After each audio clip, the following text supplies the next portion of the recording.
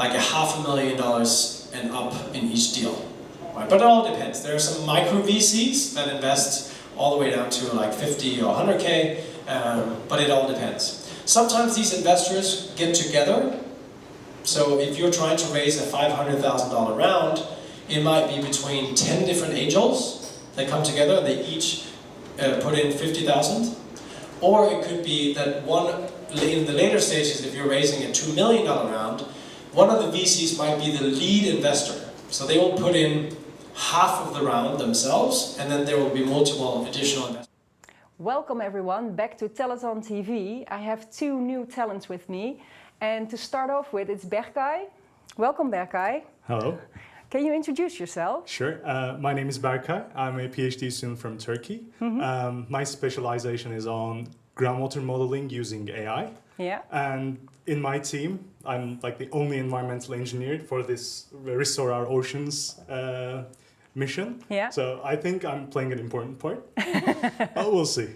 And so what are the other expertises in your team? We have a computer scientist, Yeah. we have an electronic engineer, and we have a materials engineer. So it's a great combo, and hopefully we'll present something very useful. No spoilers. We hope so, that you will solve this mission for Europe, of course. Yeah, I'm hopeful. Yeah.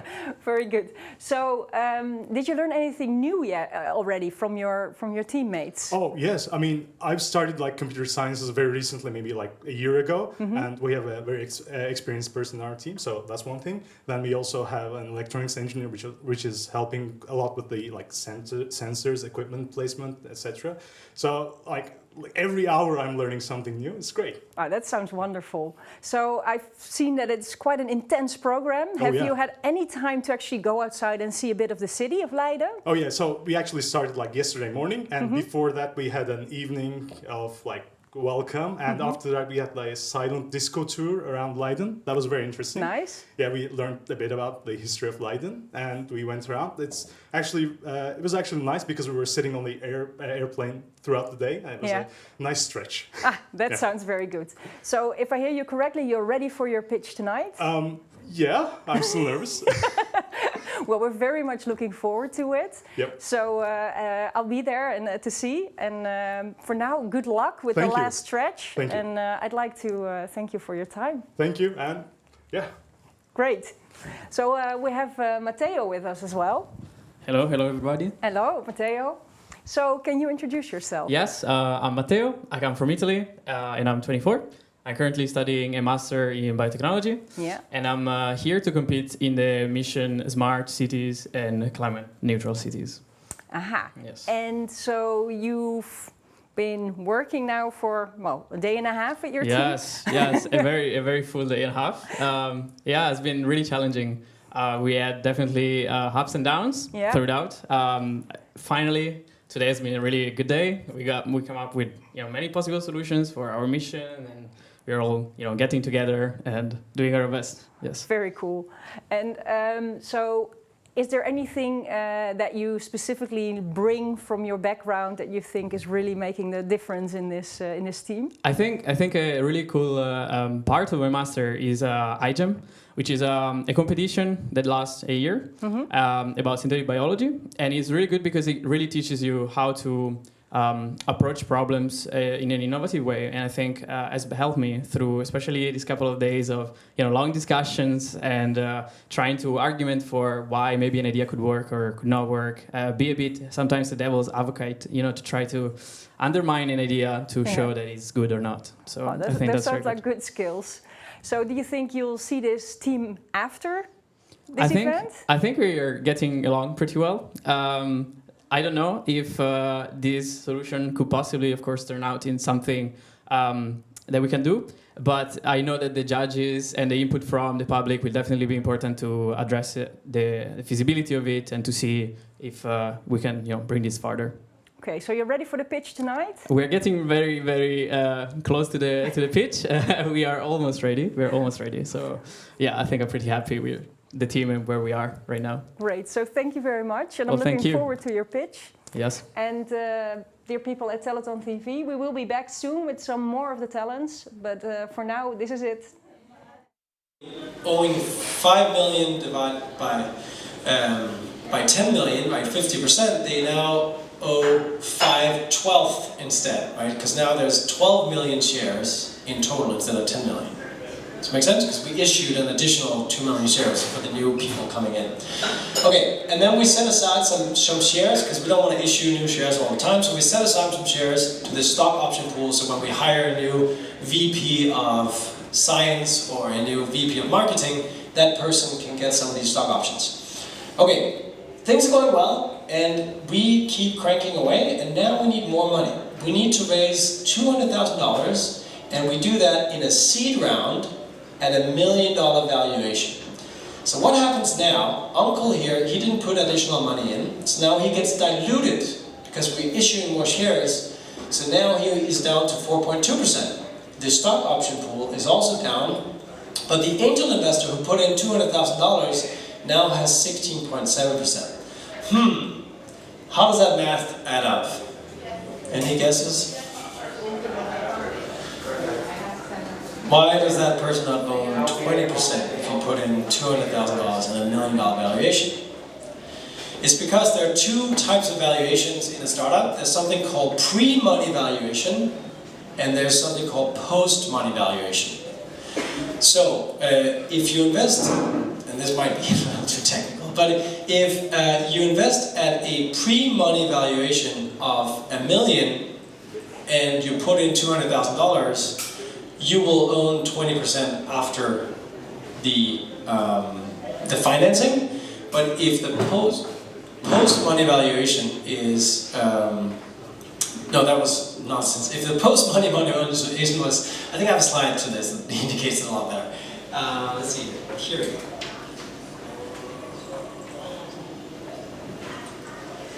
Yeah, this makes more sense. Right, so the pre-money valuation was $1 million. The investor puts in 250K, and that means after the financing, you say $250,000 divided by 1.25 is 20%. But if in fact you had said our post-money valuation is $1 million, then the investor ends up with 25% and the entrepreneurs only have 75%. And it seems like, oh, 5% here or there, but it makes a huge difference, obviously, if we're talking large amounts of money. So in this case, it was a pre-money valuation of $1 million, correct? I think so. Okay, things are going well, and now you can see we end up raising a Series A, and the founders now raise $2 million and a $4 million valuation, pre-money valuation. So the VC now owns a third. See, if this was a post-money valuation of $4 million, they would own half. Right, so pre-money valuation of $4 million, so now the VCs own 33%, and this is quite common. Like the Series A investors are usually looking for somewhere in the 25 to 35% of the company. And they put in a larger check, and then the company has additional multiple rounds of funding. At some point they go IPO, and they now have a $2.6 billion valuation. And then you can see the founders are all the way down to 17%, but 17% of a $2 billion company is still pretty good. And it's actually quite rare. It's very common for founders at the end to own less than 10% each if you've gone through multiple rounds of financing. But of course, when you're starting out a high-growth startup, you've got to be aware of the fact that you're going to require multiple rounds of funding. So you don't want to give up 50% to the first investor who puts in 100K, because then you're just going to get too diluted in the next round, and you end up with 2% of your company. Are you going to be motivated to work night and day for 2% of your business? You're not, right? So savvy investors know this, and that's why there's a huge difference between the valuation you can get in less developed startup ecosystems compared to the more developed startup ecosystems. It's starting to shift. There used to be a massive difference between Silicon Valley and European like venture landscapes. Now it has become more similar, but still, if you go to some random local investor in Venice, they might going to be very greedy compared to what you can get in other places. So make sure to shop around and get multiple perspectives. Yeah. I'm a little confused. I'm a little confused with the pre and post money valuation. So let's say somebody invested in my business, and now it's post money valuation of 1 million, right? And then you come to me and say, "Oh, I want to invest in your business." Do I say, "Oh, since you are going to invest in my business, then I'm going to do a pre-money valuation, and oh, now it's worth 4 million." Like, who determines that? And obviously, I think the investor would want to say, "No, let's go for the post-money valuation because then the equity would be higher." Like, how does that work? I mean, essentially, it just changes the size of valuation. You just got to make sure that you're talking about the same thing. So you, as your founders, you want to figure out what is the valuation you're going after, and then clearly communicate. But usually the way it works is that you pitch to an investor, and then they will provide you with a term sheet where they're describing the terms of the investment they're willing to make in your company. And then you can either accept the term sheet, or you can go back to say, like, actually, we want a higher valuation, or we don't accept these and these terms. Because the terms can be as important as the valuation.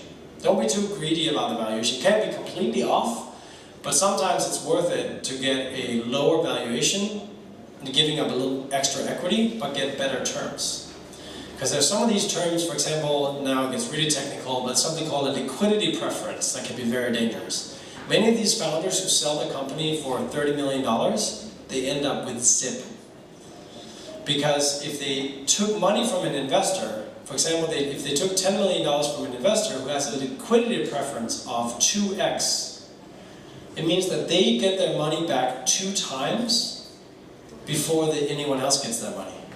So the terms on this term sheet are also incredibly important. It's not just the valuation. But to your question, like, it basically just like, you just want to make sure that you talk about the same thing, because with the investors, if that makes sense. It's not like you can just change it. For one investor, you give a post-money valuation, or another investor, you get a different valuation. That when you're raising one round, everyone in that round will invest at the same valuation. But does the value go up because you were going to invest in my business? The value goes up if there is demand and people willing to invest at a higher valuation. So usually the first round of investment, right, was $15,000, and the uncle got 5%, so that was around $100,000 valuation, right? And then in the next round, they put in $200,000 at a $1 million dollar valuation. So the valuation has gone up. So the founder before owned 37% of $100,000. So 37% was 37,000 was stocks. Now they own a few lower percentage. They only own 30%, but it's 30% of $1 million. Or it's actually 30% of $1 million too, because that's the valuation of the company plus the new capital. So the total value that's in the business is 1.25. We can walk. I have some other models. We can walk through it afterwards if you want.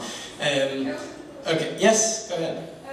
Maybe I didn't understand how the option pool works, but what happens if the business just folds, like, while you still got a 20% share set aside for future volumes? That doesn't belong to anyone at that stage? Well, if the business folds, then everyone has 20% of nothing. Okay, So nobody gets anything. But if you get acquired, it becomes relevant to then understand what happens to your equity. And usually, if the options haven't been distributed, they will go back to the company and be distributed somehow. But yeah. Okay, let's see here. I don't want to take too much time. I did mention this thing that's kind of key to understand. The power law of investment returns means that the way investors make money is a little bit related to this. And we're back, and we're coming to the end of the interviews now. I've been talking to lots of different people, and it's been a really great experience for me as well. It's been lovely to meet you all. But now I still have a few more people to meet, and we're going to start with Sandra. Sandra, hello. Hello. Thank you for joining me at the as we're coming closer to the end part of the day. So can you tell me a bit about yourself? Yeah, I'm a PhD student of Spain. Yeah, I work in the University of Burgos, and I work with European projects as we are working in biodegradation of pollutants, hydrocarbons. Hydrocarbons. So we are working with bacteria to use them to degrade the pollutants that are inside the soils. Okay, and so your area, the mission area that you're also in, is soil. So, So yeah. it works pretty well with your knowledge and your background. Yeah, It- totally. Yeah, is that why then you decided to go for this mission? Yeah, of course, because I'm agriculture engineer, but okay, I'm not working in agriculture now. Yeah. But yeah, my background is totally about this. So yeah, I decided to apply for soils because yeah, it's my mission. Yeah. And why did you actually decide to apply for EU Talenton? Yeah, it's the first ever EU Talenton, so it's a really good experience to us to meet people that are working in the same mission as me, for example. Yeah. Yeah, and I think that it's very important to take care of these different missions. In my case, the soils. We need to take care of soil, so yeah.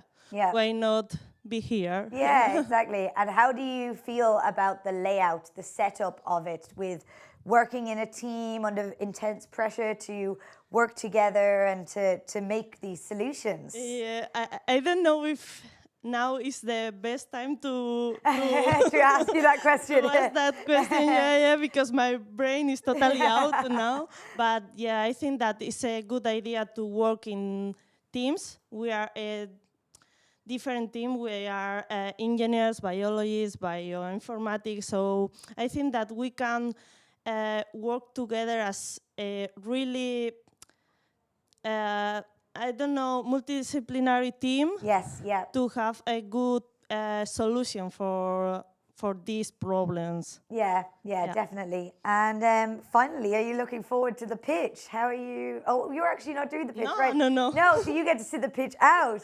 How are you Yeah. looking forward to tomorrow with the presentations? And again, I'm preparing the documents. Perfect. I'm totally the researcher of the project. So yeah, I suppose that my colleague is going to be very good Yeah. in the pitch. So yeah, Yeah, I'm great. totally with her. Yeah, perfect. Well, I hope you enjoyed the rest of your time here, and it's been great to have you. Thank you for having a chat with me about your experience here. And yeah, good luck for the rest of the night. Thank you. Thank Thanks. you so much. And yeah, next I will have Jacqueline. Hi. Hi, Thank you for joining me. thank you for having me. Of course. So could you tell us a little bit about yourself? Sure. So, my background is in social anthropology, and I'm currently doing a PhD in something called science and technology studies, Okay. where we essentially look at the social aspects of science.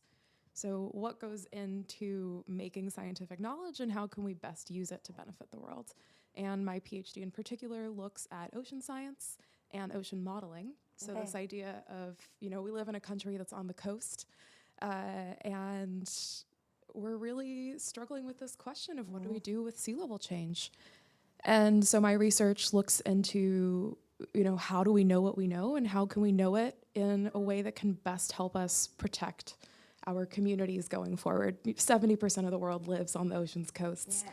And how do we know what to do? It's not just a science question in the Of end. course. It's also a policy question. It's a society question. And so my research looks at how all those things come together. Great. Yeah. So it's quite multidisciplinary as well. Your Yes. own research. So yeah. actually, my project itself is a team of 5 people who all come from completely different disciplinary backgrounds. Great, Yeah. great. So really nice. Must be interesting how the synergies work and within the group. Yeah, I think that's one of the most exciting things about being at the Talent On. As my colleague just said beforehand, Yeah. it's this chance to kind of do interdisciplinarity. Yes. It's something we definitely. hear about all the time. And Yeah. now here we are actually getting to engage with people from disciplines we might otherwise never come in contact Yeah. with. And it brings so many different perspectives to the idea of solving problems.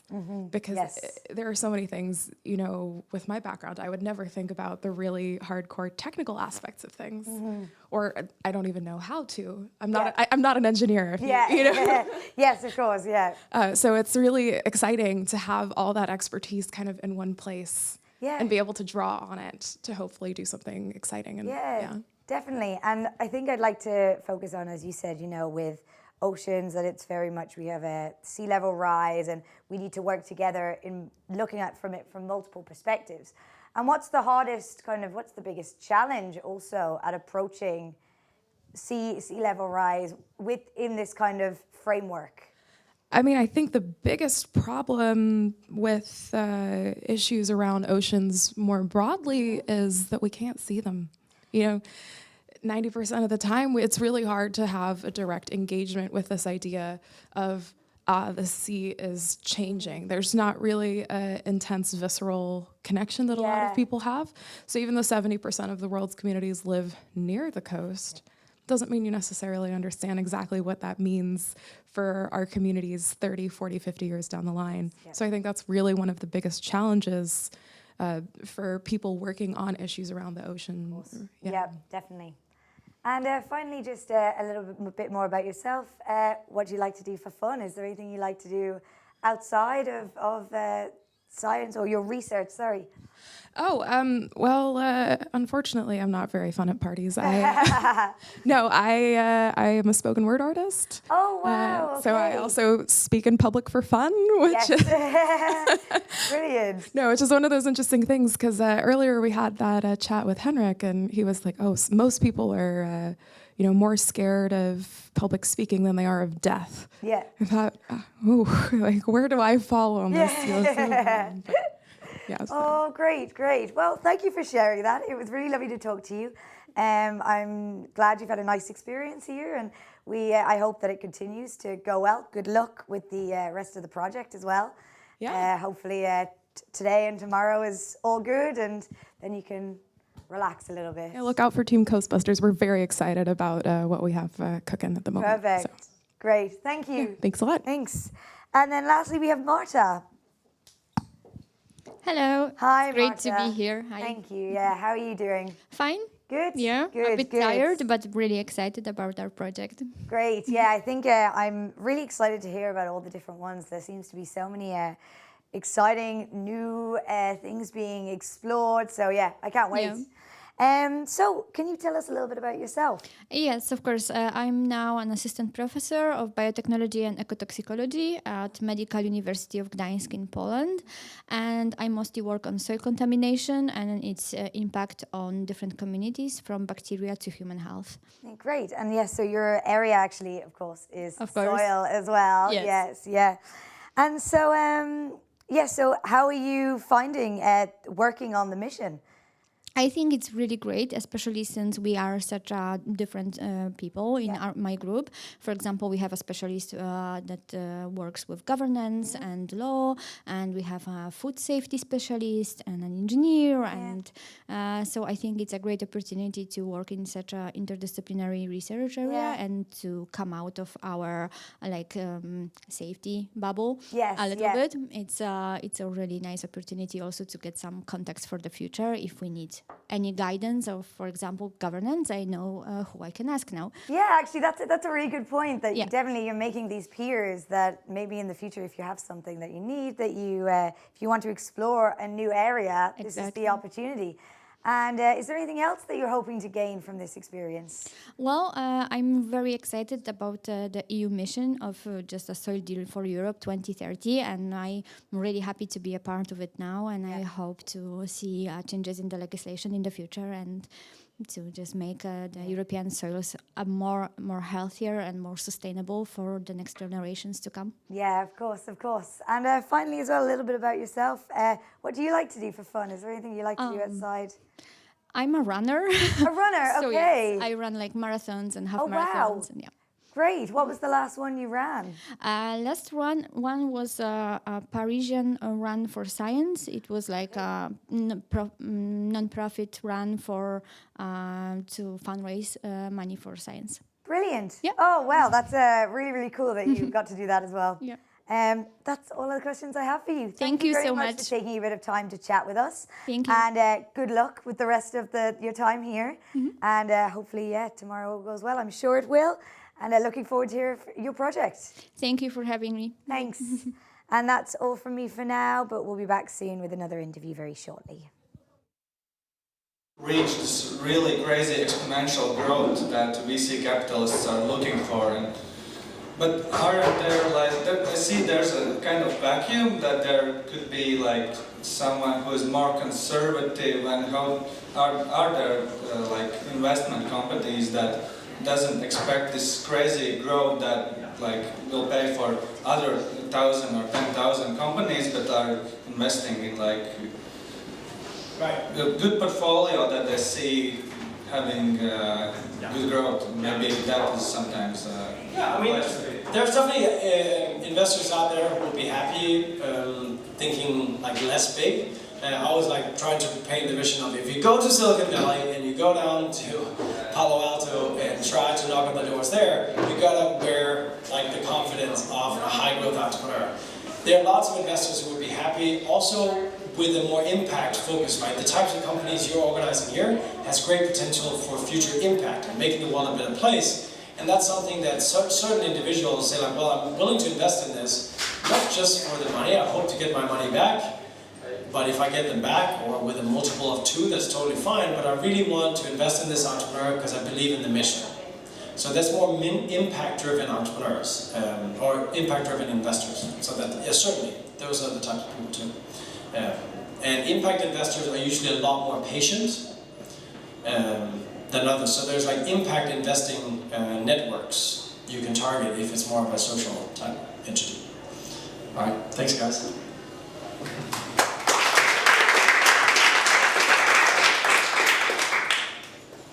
Thanks for that. I'll not use any slides at the beginning, but then I'll hand on the floor to Slaven, and he will do. So I want to introduce myself. I'm Tudor. I'm working for the European Commission. I'm the head of sector in charge of researchers' careers. So before I start, I just wanted to, before I'm telling you about financing opportunities in the European Commission, I just wanted to make a pledge and then a promise to you. So the pledge is, I think you should, just an advice, I think you should not stop with your project after the award ceremony. You should go ahead. I mean, and whether you decide, and I think you should, you are working on things which really matter. These are things which are oceans, cancer, soil. These are things which really have an impact on everybody's lives. And so we're not talking only about money, we're talking about purpose. So I think it's very important that you think about what do you want to do next. Do you want to, do you want to change the way the things are working? Do you want to start your own company? Do you want to have a research project which is financed with EU funds and then transform it into something else? But I think it's important that you know what you're going to do, and I think it's important that you don't stop here. This is just the beginning, and I think in the future, we at the European Commission, we will think like, this was a success. If in a couple of years we'll find out that 5 of your projects are there, they're talked about, this happens, this is something that really had an impact. So I think that's the most important. So, and the promise comes afterwards. What I mean by the promise is like, my team is ready here to advise you afterwards. We're not stopping at the award procedure. We're gonna, after the ceremony, we will make our contact details available, me and my team, and so that we can actually really continue advising you. Like, for example, tell you, well, these are funding opportunities you can have in the European Commission, this is the procedure that you have to do. So it doesn't stop with tomorrow or on Sunday, it goes on. So maybe, so if now I really, like if I have to tell you in very, very short terms, like what are the funding opportunities at the European Commission, there are so many, so I think a very simple way of actually finding them all is to go on one portal, which is called Funding and Tenders. So you should just Google it, Funding and Tenders, European Commission. You will have a huge amount of possibilities. And there you will have call for proposals. And for example, you have various mission arenas. So you have cancer, for example. So if you go under call for proposals and you type cancer, you will have all the call for proposals of the Commission in this area. And some of them will offer you 100% funding and some will offer you 50% or 20%. So then you will have to find the rest of the funding either with university or a research center or some other funding. And others will just offer you the 100%. So I think that's very important because it's really by mission arena. So you can go, you can type soil, you can type oceans, and you would really find something which is in the area in which you're working on right now. So I think that's the easy part, let's say. This is like a very one-stop shop place where you can find a lot of information. Hello and welcome back. Maybe We have 4, yeah. We're still hearing the. Who's eligible, etc. So in reality it's a complex world, so that's why we're here to help you also to understand and navigate through this bureaucracy. And then another element I wanted to mention to you, which I think is very important, is because it's really for young researchers like you, early career researchers. It's called the ERC, so it's the ERC funds. So ERC funds is basically really for young early career scientists and researchers. It's for 2 to 7 years of experience after you actually had your PhD, and you can get up to 1.5 million euros of support, and it can cover 100% of your cost. And there are conditions indeed, like for example, one of them is actually that it has to be your institution where you're actually working, for example, whether it's university or research center, etc., which actually has to make that, it has to actually make that, submit that proposal, and there's a call for proposal every year, so you have to pay attention. Hello everyone and welcome back to Telethon TV. We had a small glitch, but we're ready to go now. Right now I have Ishel with me. Ishel, can you introduce yourself? Hello, I'm Ishel. I came from Turkey. I'm work on the Protect Nature Nature Conservation Center. Sorry. Yeah. And work on climate resilient agricultural network project. And I also just start my master degree, and I don't select right now, but I want to select nitrate pollution for groundwater and river waters, and also maybe change this subject to the air pollution, because air pollution is a big problem in Turkey. Everywhere, I think, in all of Europe. And so that's what you think about doing for your PhD or in your master studies? I don't think about right now. Just I do just my master degree. Just your master degree. That's fine. It's difficult enough to do your master degree. So how do you like your team? Is there many different countries in your team? Where are they from? Marco came from Italy, Rome, and 2 girls, Leira. I don't know how to pronounce it, but and Amira came from Brazil. Oh, nice! Yes.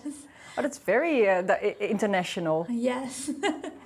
And do you think you guys are ready tonight to give a good pitch? Yes. Yes? Who will be giving the pitch? Leira make the pitch.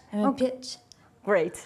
And then do you think you will have any sleep tonight, or do you still need to work on to get everything ready for tomorrow? Actually, we work.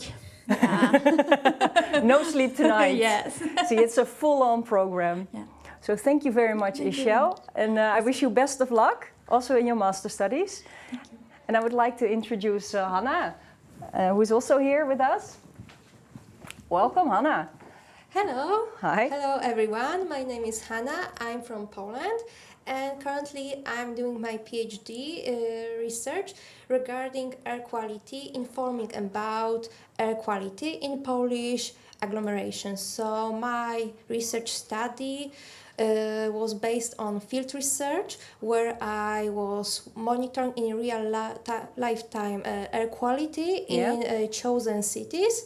Also, I based my research on interviews with experts in that field, and also meetings with people who actually are working on this subject in more startup entrepreneurial way. And I understand you also have a background in science communication? Yes, exactly. I'm information manager, so I finished information management at Jagiellonian University. That was my master's studies, and what I'm doing, I specialize in working with information with data. So I'm working on how to present data in more easy way to understand information behind it. So not only about presenting it, but also preserving and managing it. And managing the data. Yeah, exactly. And so with this team you're in your mission arena, what are you bringing for expertise that is new to the team? From my side, I'm bringing to the table knowledge about air quality in big agglomerations, so in different types of cities. So, for example, we have different type of treating that issue in Krakow, in a different way in Katowice, in Wrocław. So every city in Poland has different policy regarding this issue. So also this may be helpful for our project, and it separately became helpful even when we are working on air quality but inside buildings. Okay, that's very interesting. Yeah, it is. So our team mostly has people interested in that area, so we combine our knowledge, our research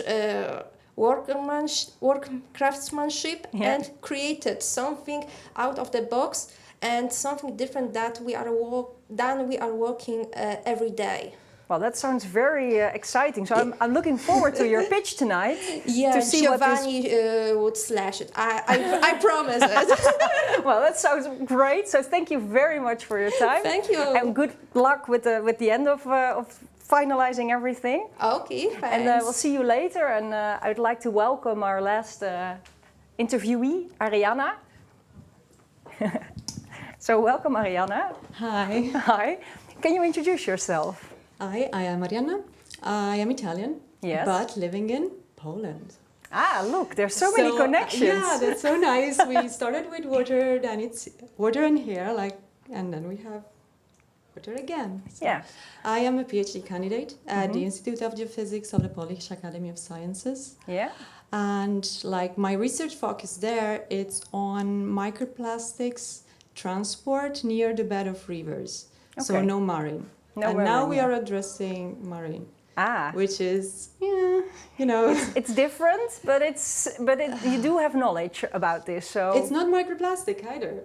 Oh, so that's a whole new topic you're bringing together. It's fun. It's fun. And so, how do you like your team members?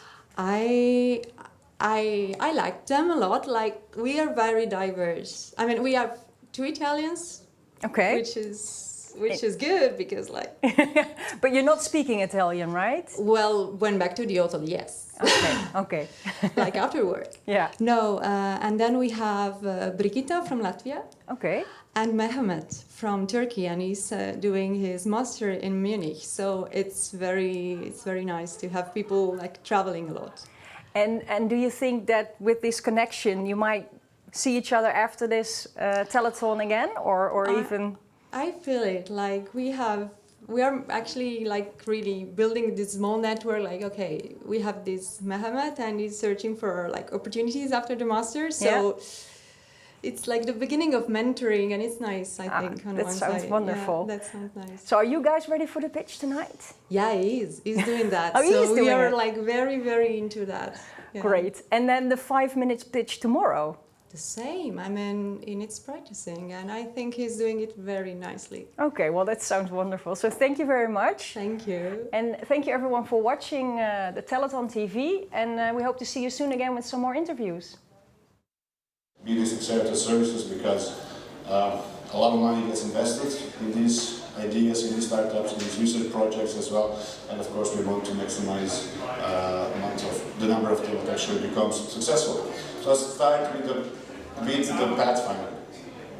Like I said, this is in case you're starting from some kind of research output, and you want to transform this into technologies. It goes to EC Pathfinder. There are two options: EC Pathfinder Open, EC Pathfinder Challengers. Open is entirely bottom up. You have a good idea that resonates to, for example, what you're working on. It resonates with EU missions. Well, it could be you can apply for it, and then, of course, the best ideas will be selected. It goes to the challenges, and these challenges change every year. This is when we see from the Commission side, actually, in the next couple of years, we have to put additional effort on some kind of things. And so that's why we put additional money when it comes to these challenges, which is much more top-down. But I think most of your cases, because they're already aligned with EU missions, that in most cases, there's also going to be one of the challenges that is aligned with what you're doing now. So what are these? Okay, maybe these gatekeepers. Much more slides than I will present. But in each case, you will receive these slides. It can be also useful later. These are kind of the gatekeepers. Just to understand if this is something for you or not. Like if you meet this criteria, then you should actually consider applying. So the challenges side is what I want to do. So for 2022, we have identified 6 challenges. I won't go through all of them, but we have, for example, carbon dioxide and nitrogen management, valorization, cardiogenomics, etc., etc. So in case, for example, you can connect to one of these challenges, well then you can see how you can actually consider applying. And we need to, like, these challenges are every year, they change. They usually open the calls in June, they close in October, now it's in the 19th of October. And what is actually important if you want to apply for these challenges, either it's open or challenge-based, you should not do this in isolation, right? These are often big things, especially you're still, there's a big chance that even if you're not with a team of 4, or in case you go back and you're with a couple of colleagues or friends or whatsoever, you will need so many different ingredients to write a really good proposal. And that's why we encourage you to form consortiums. So for the moment you see there's a certain challenge, or just it's open, and you know what are the important players in order to be successful there. You can form consortiums, and you can also find often online who are the interested consortium members. A question? Do you have any certain tools to help people that are looking for other people that are interested in that? Yeah, so there are some tools, actually, if you go also on the ESC or on the tender, where you can actually say, I'm interested to be part of this, right? But not everybody is taking advantage of this. So often you have, also, I mean, if you work, for example, in genomics, often you know what are the key players there. And then you will be able to approach them. So you can use, take advantage of this online tool. And we're back, and I am back with an extremely special guest today. I have Malgorzata with me. Malgorzata, hello. Hello, everyone. Thank you for joining me. Malgorzata is going to be the project leader in charge of the EU Telethon 2024. So before we go into that, could you please just introduce yourself, tell us a bit about you? Sure. My name is Małgorzata and I'm from Katowice. I'm a spokesperson at the university in Silesia. And we are here from Katowice to know about what you do, the European City of Science and EU Talenton. We want to explore and we want to know you to, make some context and do the best we can in 2 years. Yeah, well, we're very happy to have you here and can't wait, I think, to pass on the baton from Leiden to Katowice, because Katowice will be a European City of Science in 2024. How are you looking forward to that? We are really excited, and you are not really sure what is going to happen then. We've got 2 years to prepare, but we want to do something more than only in 2024. We want some innovations in our city to last forever, maybe. So we are really excited, and we are here in a huge building watching EU Talenton and many young people working on their projects, and it's really inspiring. Great, yeah. And talking about that, as you said, you've been walking around. What do you think? What do you think of the setup? What do you think of all the different things going on? It's really brilliant, and it's impressive because it's the new project and first time here in Leiden, and we are going to do the second edition of it. And we are really hope so many young people will come to Katowice in 2024. And we are really looking forward to know the projects today and tomorrow, the awards ceremony. We are really happy to be here. Great, thank you. And finally, before you go, is there anything you would like to say to our participants? Yeah, I want to say good luck to everyone, and we'll meet today and tomorrow on the awards ceremony. Good luck. Great. Thank you so much for joining us. We're so happy to have you here, and I can't wait to see what happens in 2024. I think it's going to be really good. Me too. Thank you. And, you are invited to Katowice. Great. And that's all from me for now, but stay tuned. We have 1 or 2 more interviews left before we wrap up. Information, you can often need some kind of signature, some agreement, but you also, for example, use these technologies because, like I said, it has been financed through public money. You can build on them. So with the transition, it's important to connect it, if possible, to the outputs of the Pathfinder, of perhaps your evolving Pathfinder, but it doesn't have to be fed to many of these as well. Different tracks there, and like I said, there can be some different tracks if you are in this situation. So the ESC transition has 3 tracks: transition to technology, transition to market, and transition to entrepreneurship. I thought it was clear, but just repeat: in Pathfinder and transition, it just grants. In the accelerator, it gets a little bit more complicated. So this is not, we move to the ESC accelerator. So there is actually, if you already have something that can be scaled up, you already have some kind of a business and you really need to get to the next level. Your technology, research has been done a long time ago, your technology has been proven, you have a prototype, you have some kind of customers that are already very interested in your product, but perhaps you need to build a bigger plan, so you need to improve your logistics, you need to do much more marketing or whatsoever. So this is then actually where the accelerator becomes quite interesting. I would say the whole concept of the EXC accelerator is often quite similar to the usual accelerators you might see in your city, university, or whatsoever. With the exception that whatever ESC is doing, they focus on the high-risk initiatives. So often they will also ask you, can you prove us that you didn't get funding, that you tried to get funding elsewhere, and that they said it's not interesting, it's too risky. Because that's the whole point of the EU funding. We're trying to cover the gaps that are existing because, for example, the risk aversion on different levels, etc. So the accelerator, startups for SMEs, they want to scale up.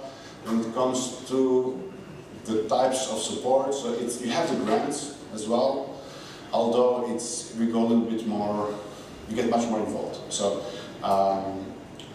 in Pathfinder, you receive the grant, you're not entirely left alone.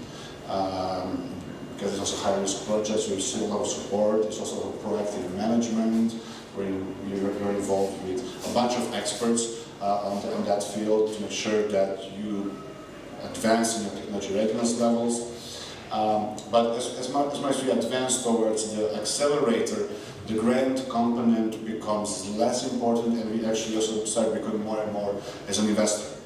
And this is kind of where you see there's a similar mindset between what EIC is doing and what the venture capitalists are doing, with one main exception, is he's very impact-oriented, not per se money-oriented.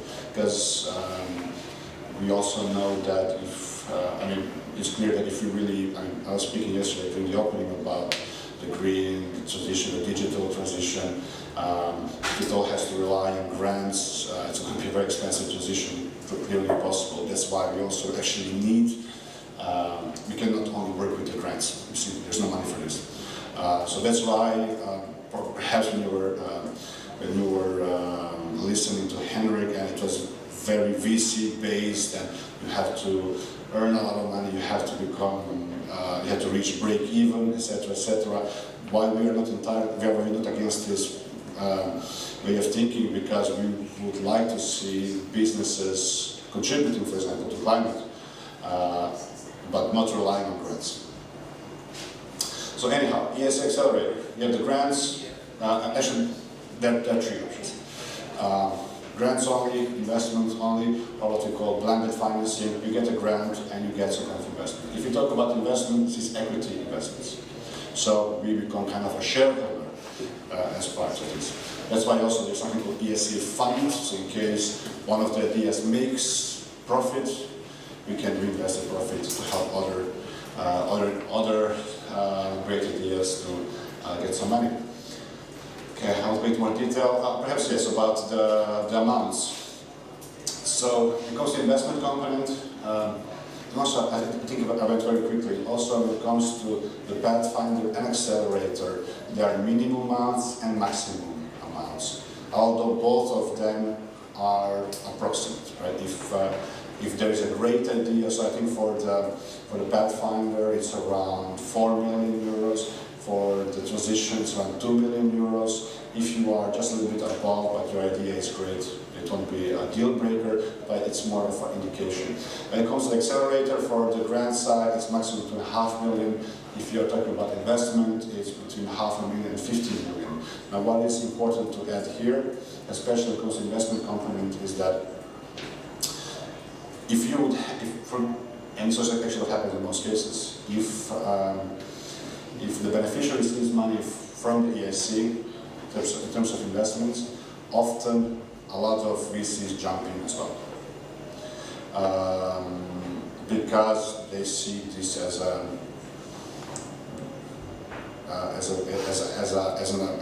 certificate of excellence in many ways, a high potential, etc., etc., etc. And in some cases, you also have that the EIC investments is consuming basically all the risk. So for example, imagine you have a startup, which is EIC money as an investment. When the startup turns to be evolving badly, the first loss would be the EIC money. And it actually allows the VCs to pull out earlier. So that's why often when you receive EIC money from the EIC as an investment, you often also receive money from the VCs, because we're also de-risking them a little bit. So, these are the three main instruments, a bunch of information online. I think when you're thinking about this, you can also take it into consideration for your current projects or whatever you will be doing in the future. But I think it's also important to highlight that Pathfinder and transition exist. So it's not only about something that will have huge impact tomorrow, or that either has to fail or have huge impact tomorrow. So it can also be something that might have an impact in 10 years. Business acceleration services, I said, from the moment you manage to get any of the money from the EIC, either grant or investment, you get a bunch of support. And the EIC fund. So this is kind of an interesting development, like I said. So EIC is also investing in accelerator phase. They're also investing, and they are kind of also being managed as a VC fund. The focus is much more on impact than on profit compared to the VC fund. I think this is something that might be interesting for you. It might be a little bit more bureaucratic, and the payments usually take a little bit more time. Then when it comes to the VC funds, there's a little bit more paperwork involved, etc. But nevertheless, it can be quite rewarding, and this is also something that is quite new. And from the Commission side, we are continuously trying to make its operations as smooth as possible, although there is quite still some improvement possible. And then other EIC initiatives, there are also a bunch of prizes, similar events also organized by them. There's a lot of stuff happening there, and we also see the role of EIC increasing in the future. So you have, for example, the EIC prizes for women innovators.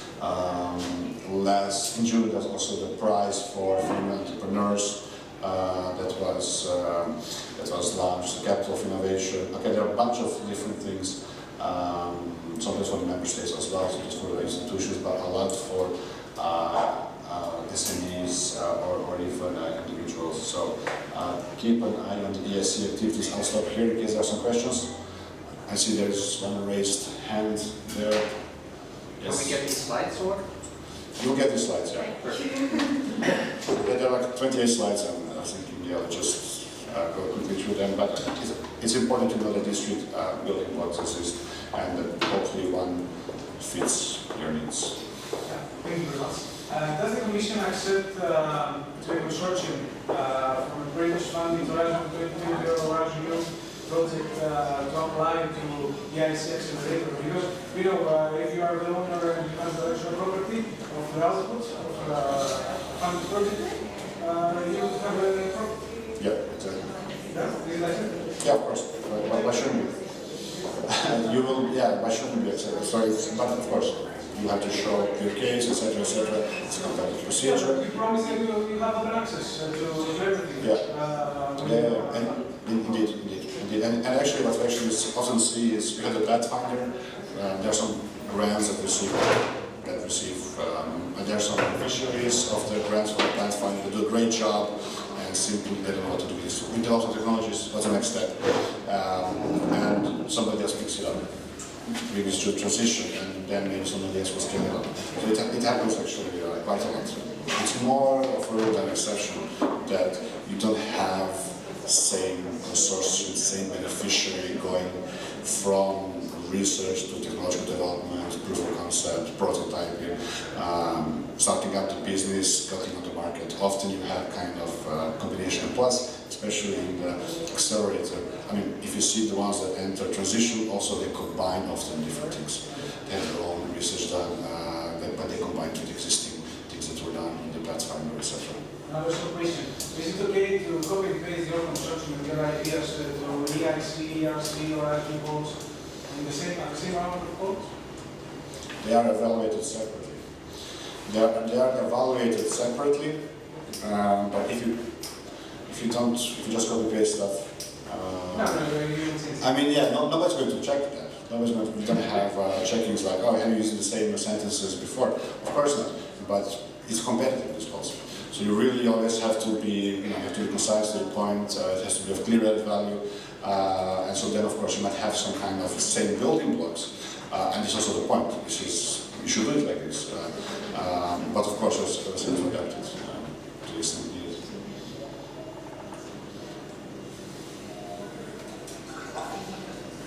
A lot of information, a lot of numbers. All right, thanks a lot for your attention.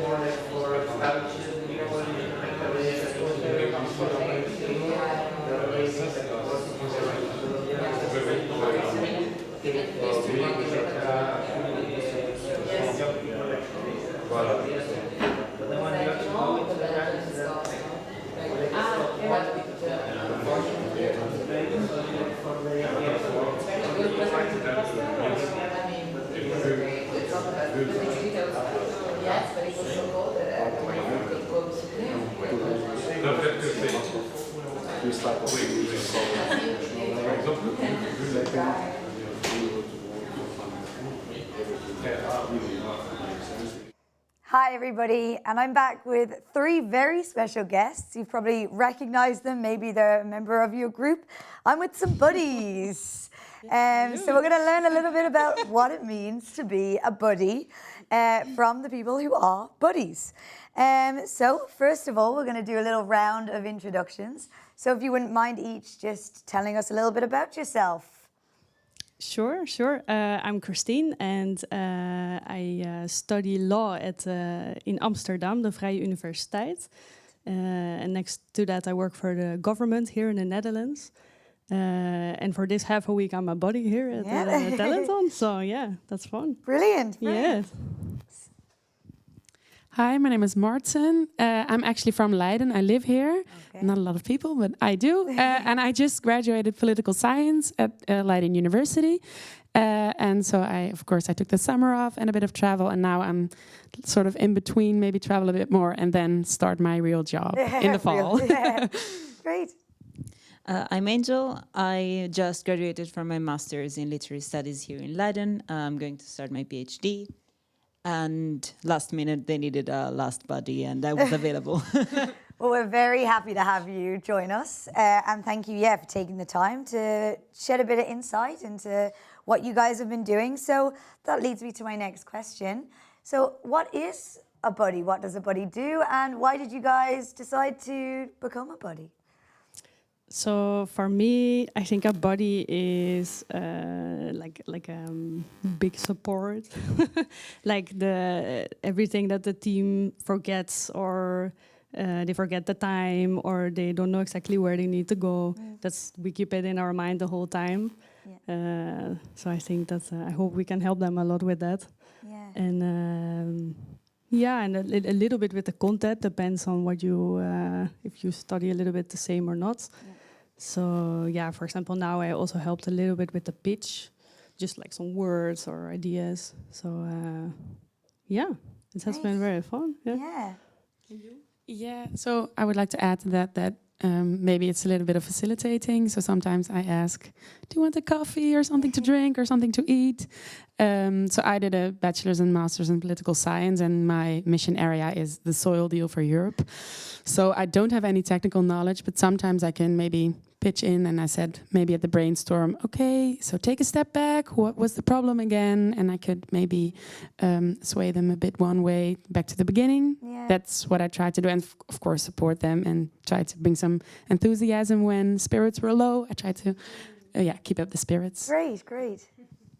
I tried to make them more depressed than they already are.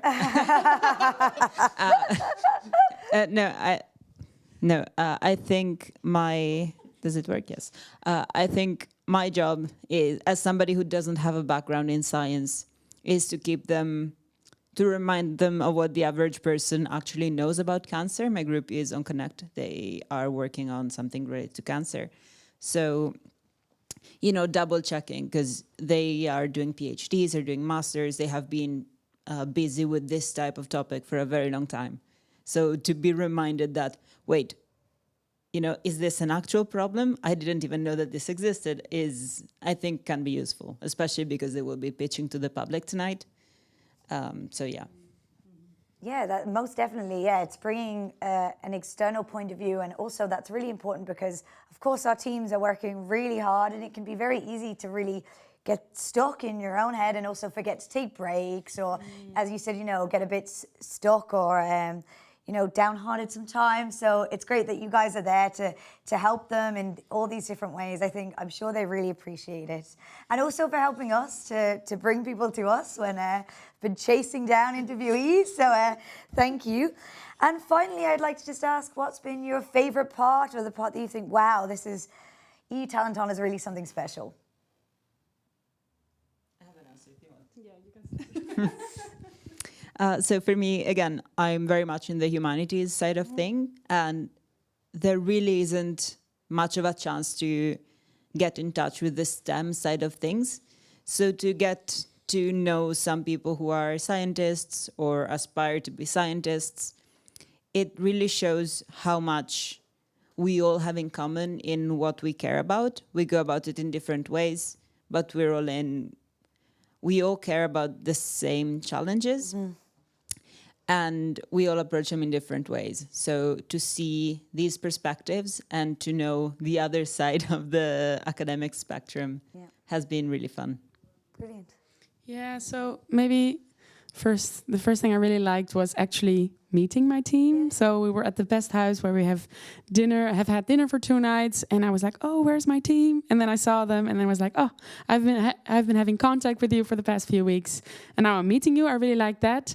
And I think to add upon what you said, I have a very interdisciplinary team, and I think that made things hard for them in the start, because it's really difficult to get yourself together, and if you're not in like one discipline, then it's even more difficult. But now that they did do that, I think it's even more challenging that they did it. So I think that was really cool to see and to watch from the sidelines. Yeah, something to overcome. Yeah, definitely.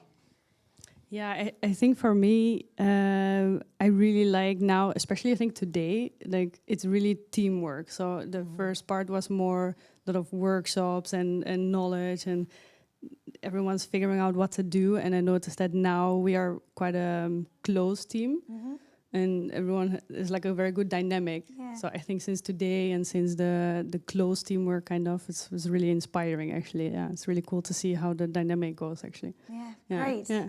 Well, thank you so much for sharing with me and with everybody your thoughts and really telling us a little bit about what you guys have been up to. It's been great. I've been seeing you running around the place, helping, and everybody always seems very enthusiastic. So really well done. It's been a long few days for you too, and I think you deserve a pat on the back as well. So well done. Thank you for talking to me, and yeah, we'll see you around later on. Thank you. And that's all from me for now. But yeah, I think we're coming to the end of our interviews, but maybe I'll be back for a short one or two later on. Impact.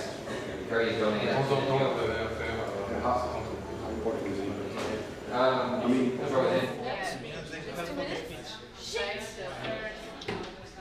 You definitely say it was like 30 seconds and we said like the same thing 20 times. Okay, then I start here. Stretch this. Start with the 1 minute speech, we start here. Start with the left. Then with the ask what people. No, stretch the foot. Go straight. Go to the question. Yes. How many of you are wrestling that? For sure. How many of you? How many of you would go straight to the cancer? Nobody. What if, and then I just go to, what if I told you, just say, could we? No. What if I told you that those swaps that were... No, you're missing the problem. Like, no. The problem is that we addressed is that it's not accessible and people don't know about it. We didn't address the problem. So you asked a question, then we asked why. So why is it? Then you have to send them this and then you come with our team and passion. Name the team name. You said our team, but say the name. Yes. And then the rest part that we want to do the COVID stuff and keep it short. Like it's more an elevator pitch is to spark it, not give the perfect solution. Yeah, it's like just the minimal value product is the only thing you say. Okay, how many of you have got COVID tests? No, but I just want to know the structure. How many of you have got COVID tests in the last year? How many of you have got a screening for cancer tests? Why do you think all of us have got COVID tests? We'll run around and ask people, what's stopping you from getting screened? And most of the people say, I don't know how to do it. Is it time or it doesn't cost? Now, in our team, we're passionate about finding ways to make people aware of that they can prevent cancer and they can protect their health. No, the solution. We came up with an initiative called What if I told you that the same software we're using for detecting COVID can be used to detect cancer? What if I told you that there are biomarkers in saliva that can be used to detect X types of cancer? Or you could say at the same time you get tested for COVID, you can also get tested for cancer. Yeah. That means that we could use the same facilities, the same resources, the same people, and the same machines that we've already implemented that are already out there to help millions of people or to prevent millions of deaths in the next years. Yes. Perfect. Yes. I think it's perfect. I just remove the part when you say we are team are interested in. Okay, now timer. And you remember everything you just said? I think you should write it down. No. Let's try it first and then try it everybody. Now it's here. Okay. How many of you have got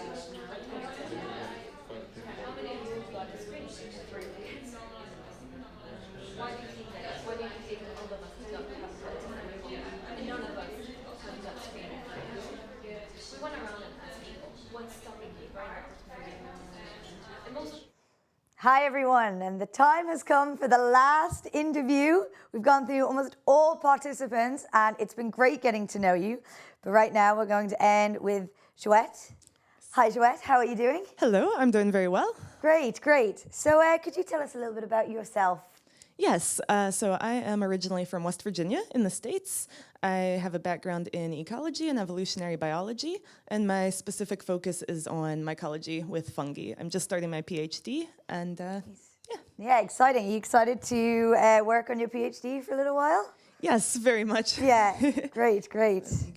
And yeah, you mentioned that you're interested in fungi, and we had a little conversation about the love of fungi scientists for fungi. So I'd love to talk to you a little bit about you're working on the soil deal in Europe. So how can fungi be used to kind of combat issues related to soil that we're focusing on for the mission?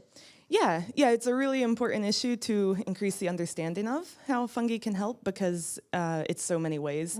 So naturally in the environments, fungi help to build the soil anyways by creating more organic matter, more bioavailable nutrients for other organisms. And also as a biotech solution, they're very, very good at taking out different pollutants. Okay. Things that cannot be remediated or removed through any other solutions can sometimes you just find the right fungi or the right mushroom and it can do that. Yeah, wow, okay. And have you integrated it into your project? Yes. Yes, great, great to I hear. made sure I got that in there. Oh, good, good. It's a part of our, very biologically focused solution. Brilliant, brilliant. And also, so because we're coming to the end almost of the second day, how has your experience been at the Talenton? Really good. Yeah.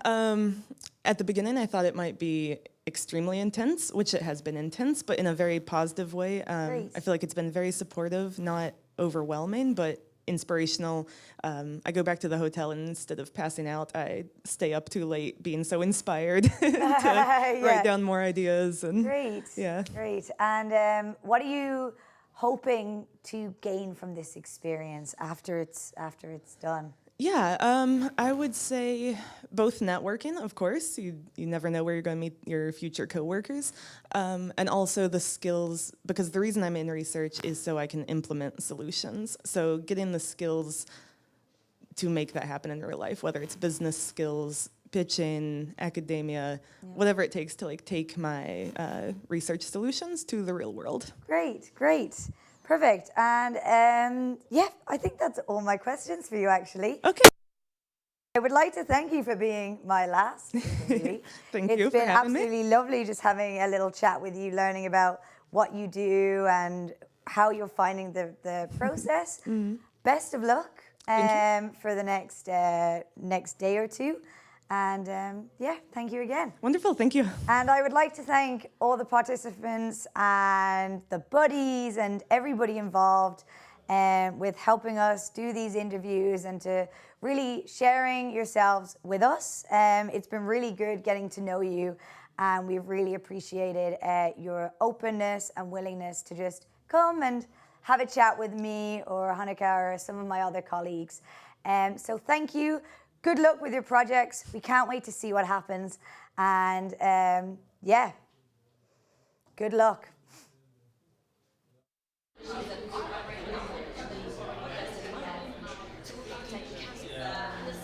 same machine on your chair today. The same machine also so they can detect the yeah, the next slide. If we want to say like secondary niche, so it doesn't in a live view, and that is why Marcus is alive, and that will be another machine. But the short one we want to catch it because it's the same thing. Solid. That's amazing. This has been done. Yes, there are of course people doing the swaps, and there are people doing the select. There's nobody that's like, hey, we already have everything up there. Yeah, it's not commercial. It's like a it's not commercialized. Everything that is commercialized. There's no spot for location. Yes.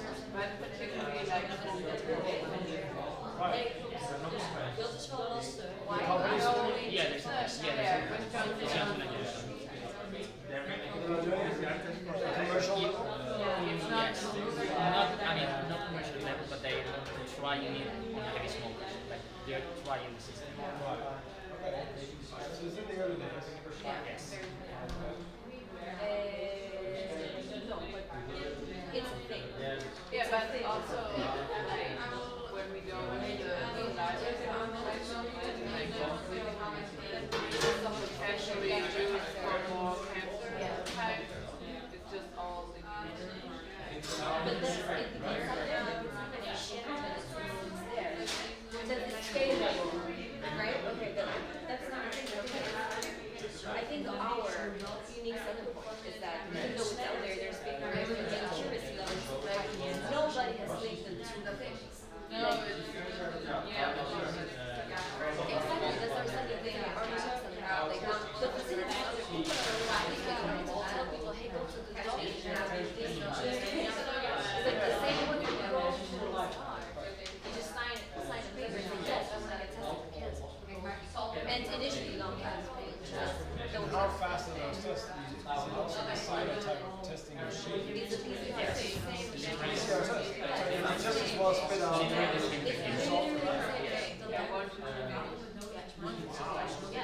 So why are you not doing that with all the tests? It's a different process. It's the same PCR but different reagents. Different So markers. you're detecting You look for different DNA. Okay, but essentially it's exactly the same machine. Yes, the technique is exactly like the science behind is exactly the same. basically it's just a different solution you mix. Yeah, it's different. Yeah, different things. Amazing. Yeah. But it's for Somebody thought of this or no?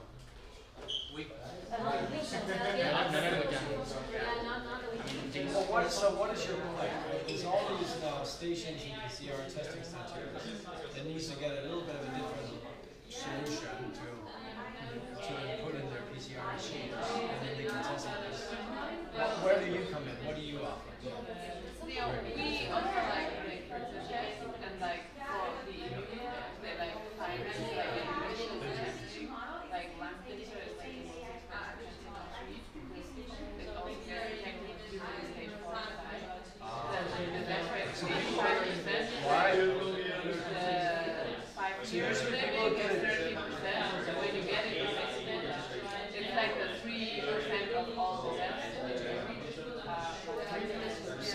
All death are lung cancer.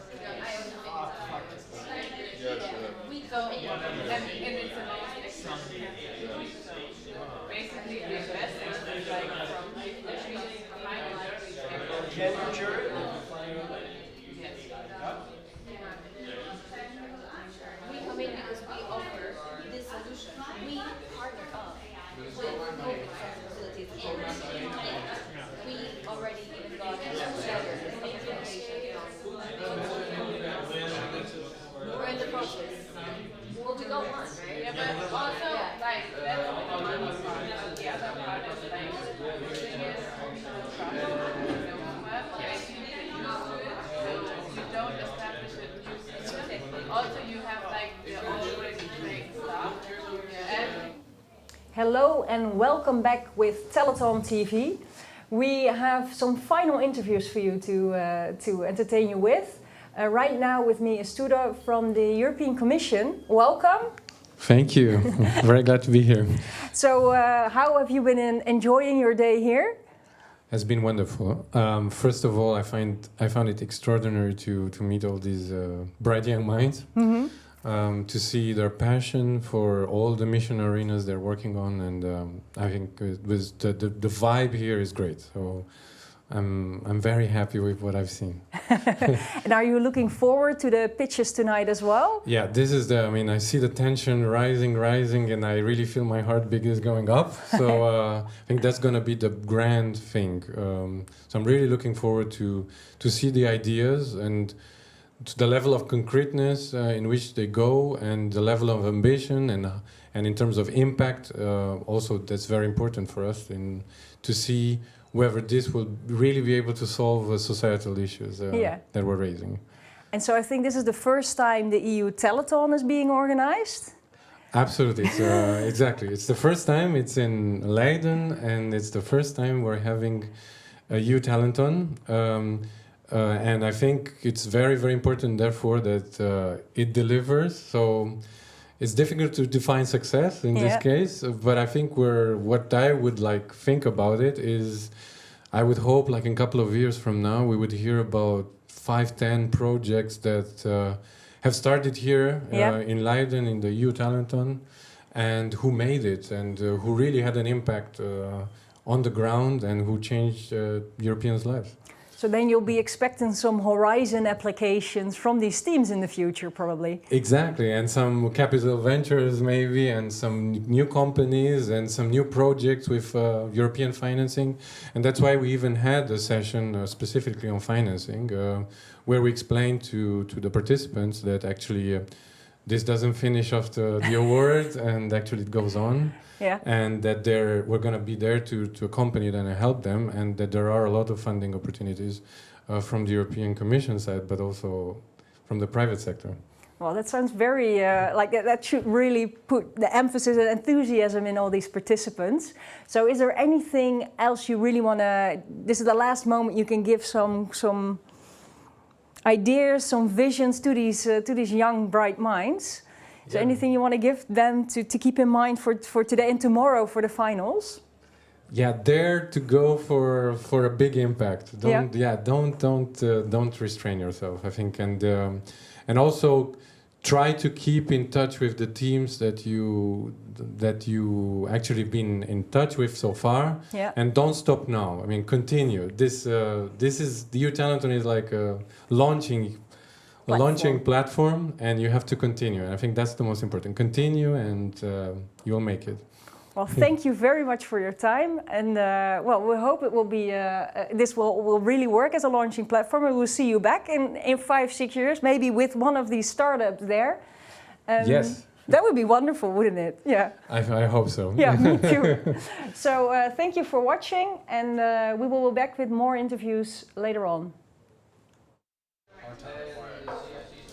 Get that solution to put into the PCR machine. No, they already have it. It's just DNA extraction. What they need is the DNA they want to detect.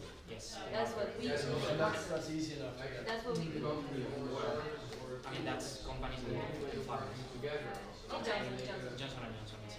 Really nice feedback. There's also they must have thought. I think the company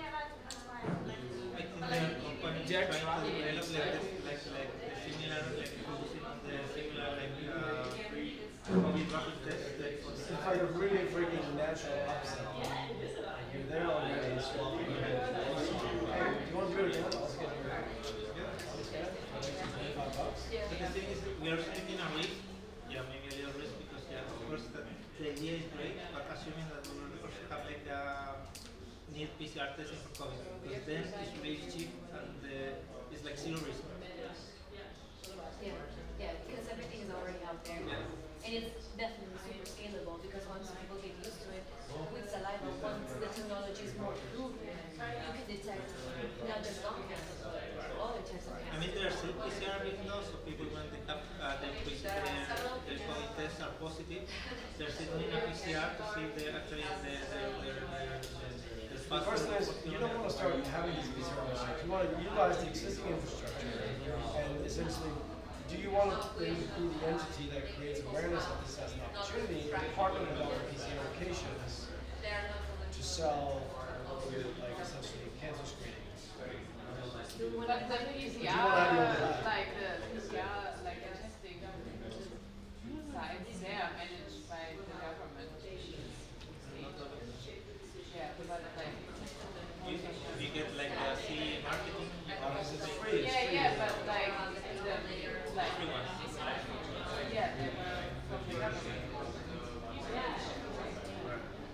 So we could still put it up, right? Like that is a plan. I always thought it's like, okay, we need to sell this data to the government. They're the one who is selling at the end of the day. Right now, you're selling yeah. Like maybe part of our idea is we figure out that they have access to this, and they don't want to spend time in screens or anything like that. So maybe we could just, once you log into your results, you can by chance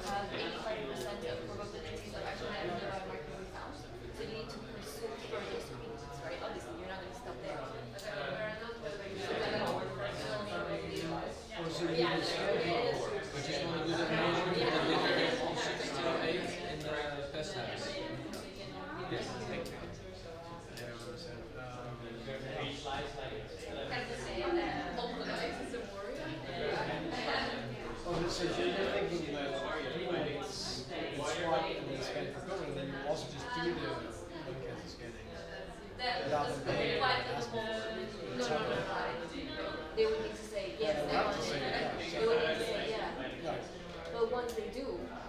It's a whole package. Like us, we provide a service, right? So we also go to this is like also raising awareness, or we also thought. In that case, you need to partner with the team center. Hello and welcome back everyone at Telethon Television. There's a familiar face for you right here with me. It's Slaven. You've all seen him at the ASOF announcement of who was going to partake. Correct. On the last day of ASOF, Lucy and me had the opportunity to select who are the 104 selected applicants. And at that time, they were all following this virtually. Yeah. And today we are seeing them in person. So this is, of course, an amazing moment. And so have you met all 104? Well, they are working really hard throughout the building. So I think, of course, we are very curious for their feedback, but I think there's so much thinking happening right now, and we don't want to disturb them with this. But of course, during the breaks, it has been a pleasure to talk to them, and I think it's going to be quite competitive because I haven't heard one bad idea so far. So I think it's going to be 26 teams coming with groundbreaking ideas. I think the jury will have a very difficult time to make the selection. I think so as well. I've been able to meet quite a few here in this room, and well, they're all sounding like they have great ideas and great plans and great pitches. So are you looking forward to the pitches tonight? Yes, of course. And well, of course, the pitch itself is very important. This is going to be quite short pitches, and what we are even more interested in is actually to see what are the ideas, what is the impact of these ideas might have if they get implemented. Have they been thinking about how to implement these ideas, and how novel, how new, how creative, how fresh are these ideas as well. So of course we're looking, of course, at the pitches. I think then we will have a sneak peek into their ideas, but of course I think by discussing them afterwards we'll have much more information about what these ideas are really about in detail, how advanced they are in their thinking. So yeah, it's great hours ahead. So this is the very first time for the EU Telethon, and the European Commission is of course also very curious how this will evolve. So when will it be a success in the view of Europe? Yes, so this is a pilot, right? And I think when we, a couple of years ago, when we had first discussions, and we knew that 2022 was going to be the year in which Leiden will be the city of science and ASOF will be hosted there, etc., etc. It was clear that it would be really good to have a competition for early career researchers. We have the UCs from 14 to 20 years old. When it comes to the ones from 20 to 35, they already have some academic background, some professional experience, that have so many ideas. This is something that we actually want to focus on. And also because they're still at the stage where they learned a lot in the past, but they're also in the full development. They are continuously acquiring new skills and knowledge. So we want to do something about this. However, the format of this has been quite unknown. How do we approach this? And we took some inspiration from the hackathons, but we also didn't want to make too much effort or to put too much emphasis on the result itself. We also want everybody to make progress throughout. So I think the first KPI for us would be actually to see, did the participants really acquire new skills, new competences? And this is not only about how to bring ideas, how to transform ideas into value, but also they are working with teams from different countries, with very different disciplines. So I think this is also going to be how we'll be working much more in the future as well. So also how did they develop their soft skills as well, and to really work together on extremely important and ambitious challenges.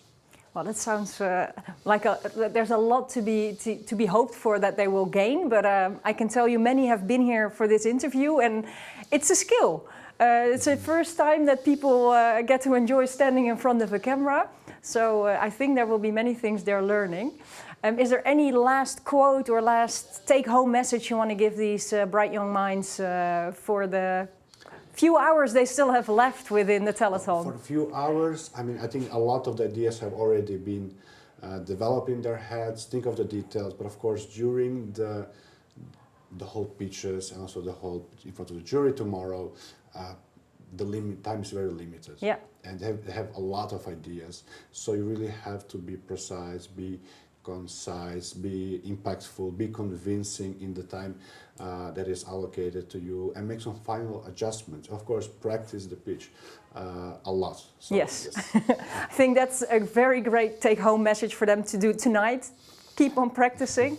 So thank you very much, Slaven, and I hope it will bring everything we all hope for, and we will make it a great success. So thank you for watching, and we will soon be back with some more interviews for you on Telethon TV.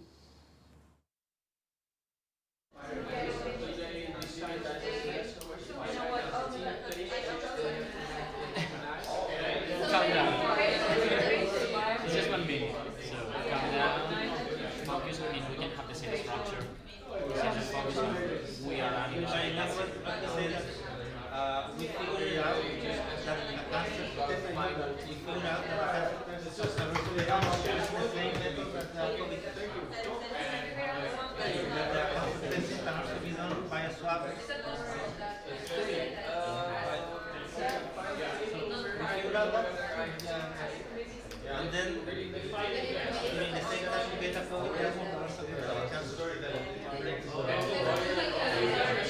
without having to pay for extra personal equipment.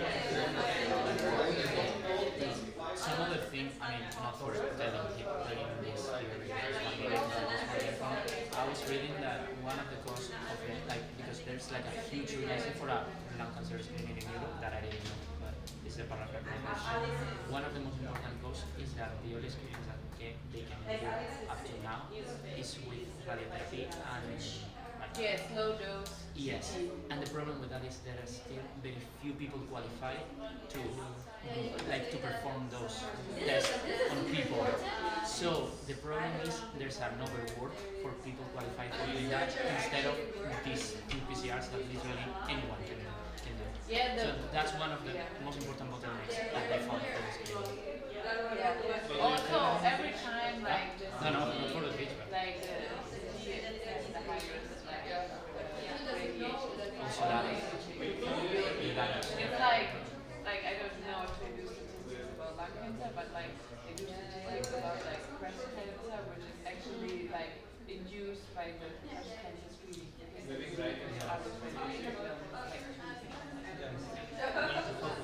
Like 6:30, then we have to go to dinner and then 8:56. Beach. I think use the start was good, and then keep it like simple solution. Just say, we can detect lung cancer. Let's say we do that the same and thing. then say like the survival rate of like the 5 years for lung cancer usually detected in stage 1, right? 13%, and detected in stage 1 up to 90%. And you're the best. That's good, yeah. Do you want to live for 5 years? Yes or no? That's good.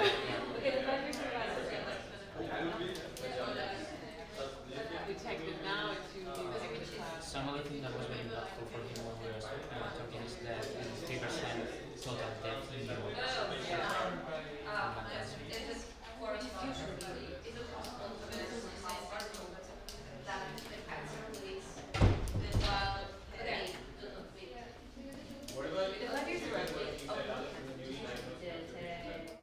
Hi everybody, finishing our interviews off, we have two very special guests, and the first one is Vivian. Hi Vivian. Hello. Vivian is the organizer of the first EU Telethon ever. That's right. So how has it been? How's it feel? Thrilling. Yeah. I mean, it's been hectic, busy days, but so much fun. Yeah, I'm really enjoying myself. Yeah. Yeah, and have you gotten to meet some of the participants? I think I have met all of them. They have lots of questions, of course, for me. And I really enjoyed talking to them these last days. It's really nice to finally meet them after looking at their faces online and thinking about who to select and stuff like that. Yeah, of course. And what are you expecting then for the next 24 hours? Expecting, well, in a bit, I'm going to Pesthuis because that's where dinners are, but it's also where the public pitches and prizes are this evening. So if anyone watching still doesn't have anything to do this evening, then come to Pesthuis at 8. You will start the public pitches and prizes. So that's going to be really exciting because it's the first time that the teams actually pitch their ideas, and they all have 1 minute only. Yeah. Wow, short amount of time, but I think it's going to be, I'm personally very excited to hear. Me too, Have you had any inkling of any of the projects that's going on, or what to expect? There's been rumors that there are some really good ideas. Some teams I've seen progress from being really happy about their idea to being like, oh, okay, we cannot do this at all. And then picking up slowly. And as Henrik also explained in his presentation, that's how it goes. And I think tonight we're going to see some good ideas. Yeah. Great. Yeah. So finally, before you go, is there anything you would like to say to our participants? Well, first of all, I'm really happy that you are the 104 selected participants of the EU Talenton, the first ever one. It's been really great meeting all of you. It's been wonderful seeing you work on your project. And I wish you all a ton of luck, and you're all winners no matter what. Lovely. Thank you so much for joining me. Thank you. Thanks.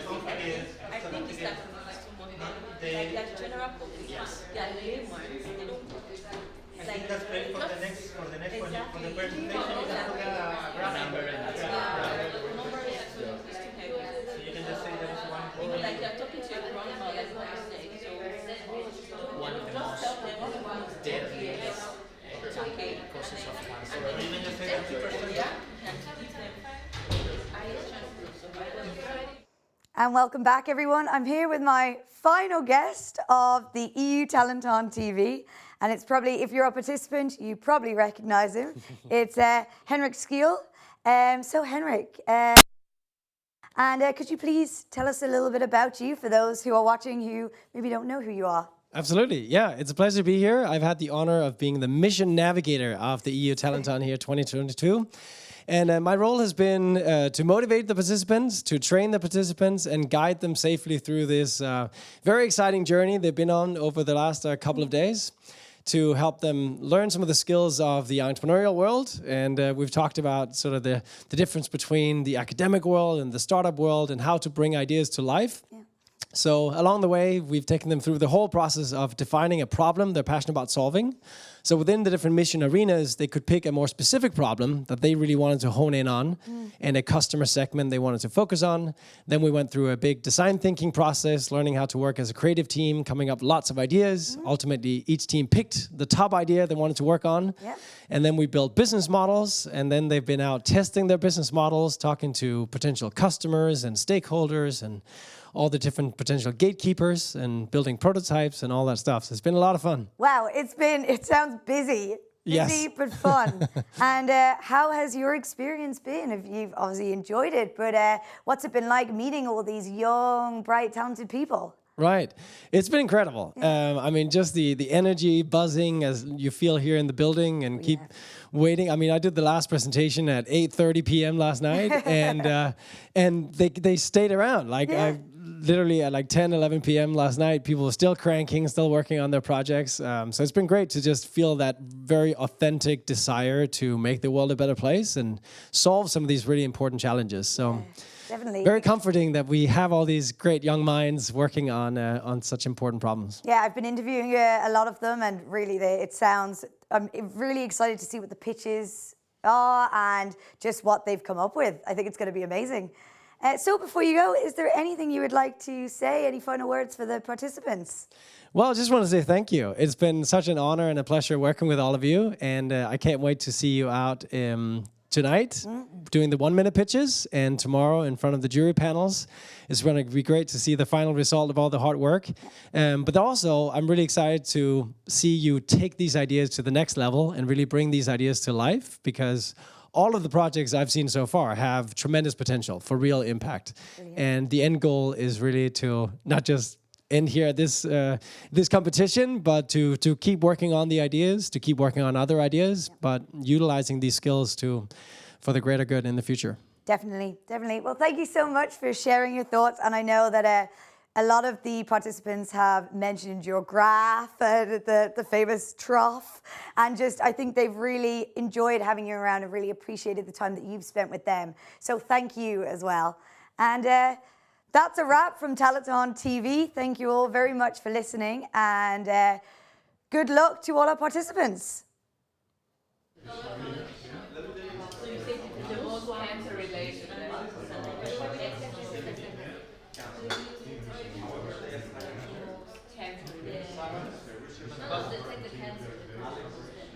No, it doesn't cause the most death.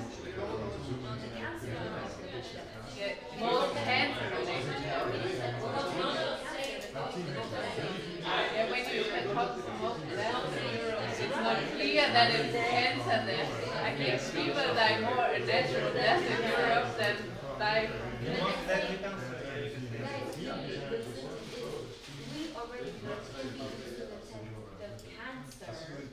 The cancer that causes the most. Okay. Yeah. I'm sorry. Are you creating a tongue twister? Yeah. That's not leak proof. Let's go to court. It's the most expensive treatment-wise. The money lost also on like the 80 billion. Name a number. Good morning, everybody, and welcome back to EU Telethon. I hope you're all well rested and ready for another day of hard work. And of course, we are back with some more interviews. We're going to try to get through everybody today. So I'll be running around trying to grab people, so make sure you're ready to be asked some questions. They're very easy, I promise. So we're going to start off today with Ilse. Hi, Ilse. How are you? I'm good. How are you? Good, doing well. So Ilse is working on the mission of cancer. Yeah, that's right. And so first of all, if you wouldn't mind just telling us a little bit about yourself. Yeah, I'm currently a PhD student at the University of Helsinki, working in a hematological genetics group. So we study genetics of blood cancers, mostly leukemias. Okay, so this area of cancer you know very well then. Yeah, at least somewhat well. Somewhat well, yes. And I wanted to focus more on maybe your thoughts on the kind of format of the EU Talent Talk, because you've done one day of it now. So how did you feel the kind of format of bringing lots of people together is working out and the sharing of ideas? So far it has been really great, and we've learned a lot as a team. And I think the structure has been actually kind of nice. Like in the beginning it felt like we're not quite sure what we're getting into, but like once we move forward, like it's becoming clearer and clearer, which is really nice. Great. And any challenges starting off with the group? Was it hard to maybe settle in, or did it all just work out straight away? I think we maybe in the beginning had a little bit different ideas of what we wanted to work on, but once we settled on the idea, like we were all like super in. So that was really cool to see. Yeah, that's really great. And I was wondering then if you also maybe a highlight of yesterday. Is there any point of the day that you think, wow, that was really awesome?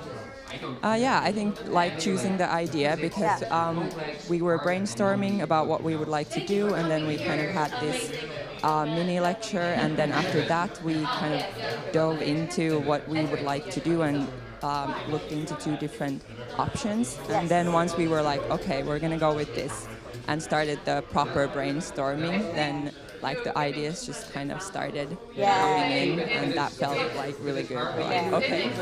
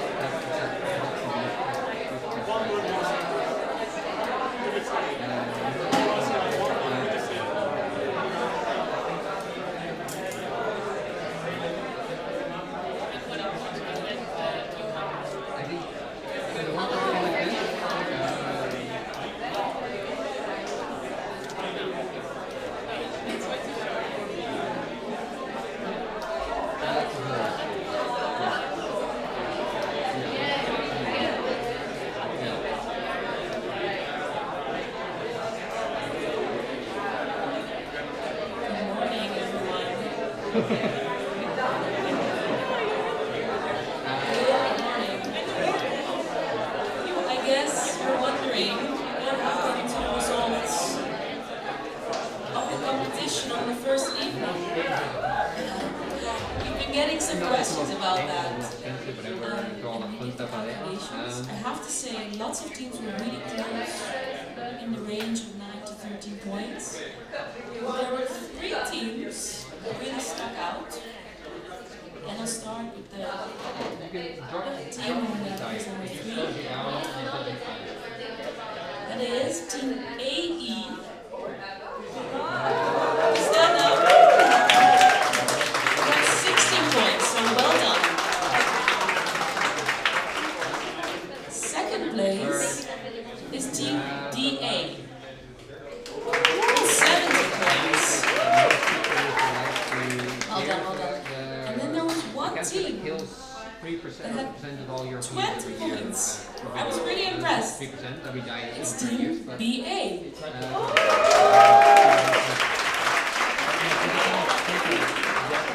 Well done. And as for the last question on the quiz, almost no one got it right with Herman the Bull. I think most of you have just seen him at Nationales, so I hope you did. All of you did really well in the competition, and congrats to the winners.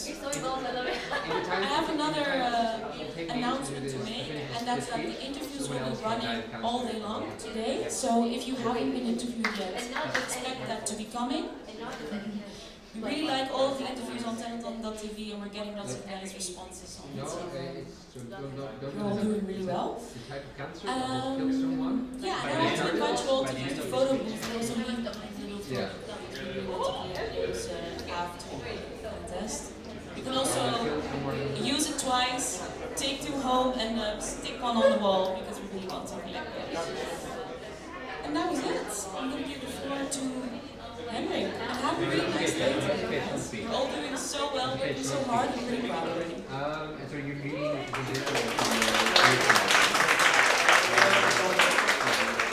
Good morning, everybody.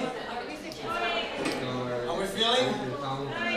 Tired? You guys were up late working on your business models, prototypes, and all kinds of good stuff. It's amazing to see how motivated you were to stay late.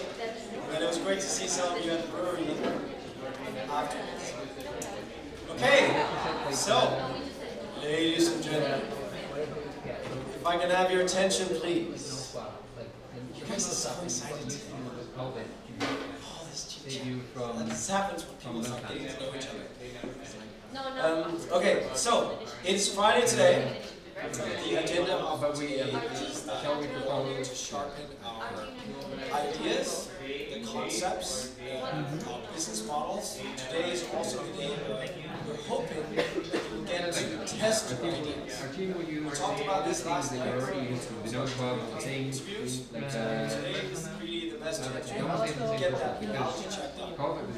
Get to talk to some potential users and customers and partners. It's very powerful. The same personal makes people think of like having one test center in every fucking village and like making it super expensive still for the tell that story that you're passionate about this problem, that you see out in the world, why you should care about this problem, and how it's impacting people's lives. Then you came up with an idea that you thought might solve this problem. Then you went out and tested it. So it's just not just something but then I would say, you've done your market research. So what we want to do is we want to expand we want it to, or something more like we want to like they make it very clear that you're using the same people, but you're using the same people at the same time, using the same resources at the same time, so without any. Your COVID, maybe say your COVID test can also be used to see whether or not you're at risk for, so basically that. I will today talk a bit more about the lean startup method. And again, don't be confused about this startup lingo. I will try to address that. I know some of you feel like, oh, it's getting too business. But right now we're throwing them out. Startups. So I'll try to address that in a moment. Why these techniques and why it's relevant. Many of these techniques are to use support techniques.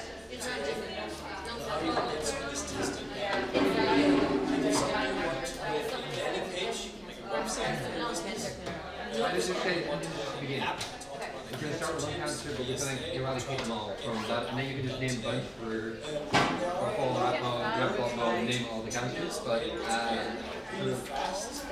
think sort of where your link, it shouldn't be much longer than this. So like, you only have 1 minute, you don't need to explain the whole thing, it's just saying, basically we're going to use most tests importantly, when you're to detect thinking cancer about prototypes, it's the main objective is that you can visualize the core functionality of your product, so that the jury instantly understands what it is that you want to do. How does it work? What does it do? So don't spend like 8 hours trying to build a really functional, well-functioning AI tool or app or whatever it might be, because they're not going to be able to really test it anyway in those 2 languages. But of course, if you have a prototyping app and you can put it in front of them, it might be impressive. And they can see, oh wow, it's actually a device. Are you using, YouTube? Are you using, They see that you were able to execute, that might be impressive. And in terms of putting together a fancy website with all kinds of different pages, you might as well just put that together in a PowerPoint slide. Then wherever other way you want to do it. So wireframes can be a great way to Anyway, we'll dive into that in a bit. But today you will have a chance to really work on your products and work on your ideas, conceptualize these further, make sure you've covered all the core aspects of your business idea. So you're ready to there will be a bunch of mini lectures. You can see that in the program. It's like 2 o'clock. I will do pitches or just whatever. so how to You want to put together repurpose a pitch for elements in your pitch deck and how to deliver it. It's not just what you say, it's also how you say it. So we'll talk about body language and intonation and how to get off the stage and how to make sure to delegate the different tasks between the different team members. It's really up to you how you want this intake. Every team will be in the room, obviously, to answer questions from the group. But you can pick one or two or all four people to present. So it's up to you. And we'll talk about storytelling and a bunch of other stuff. Definitely show up for the auto pitching at 2 o'clock. I think some of the tracks, some of the mission arenas have side visits as well today. And there is an optional workshop on fundraising. So for those of you who are interested in money from investors, we talk about how investors think. So both cover the venture capital world, angel investors and VC funds, and how to tap into that, how to structure a fundraising pitch. But also we have Slavik and his colleague from the EU Commission that will show you how to get access to some of these funds from the EU. And they're great because they're oftentimes in the form of a grant, so you don't have to give up equity in exchange for that capital. And there's a bunch of other great resources that they have available. There is definitely also the option of going to the makerspace, and we have some folks ready to help you with who's working on 3D models. Awesome. Great. So we'll get that going, so make sure that your prototypes are actually ready for pitching tomorrow.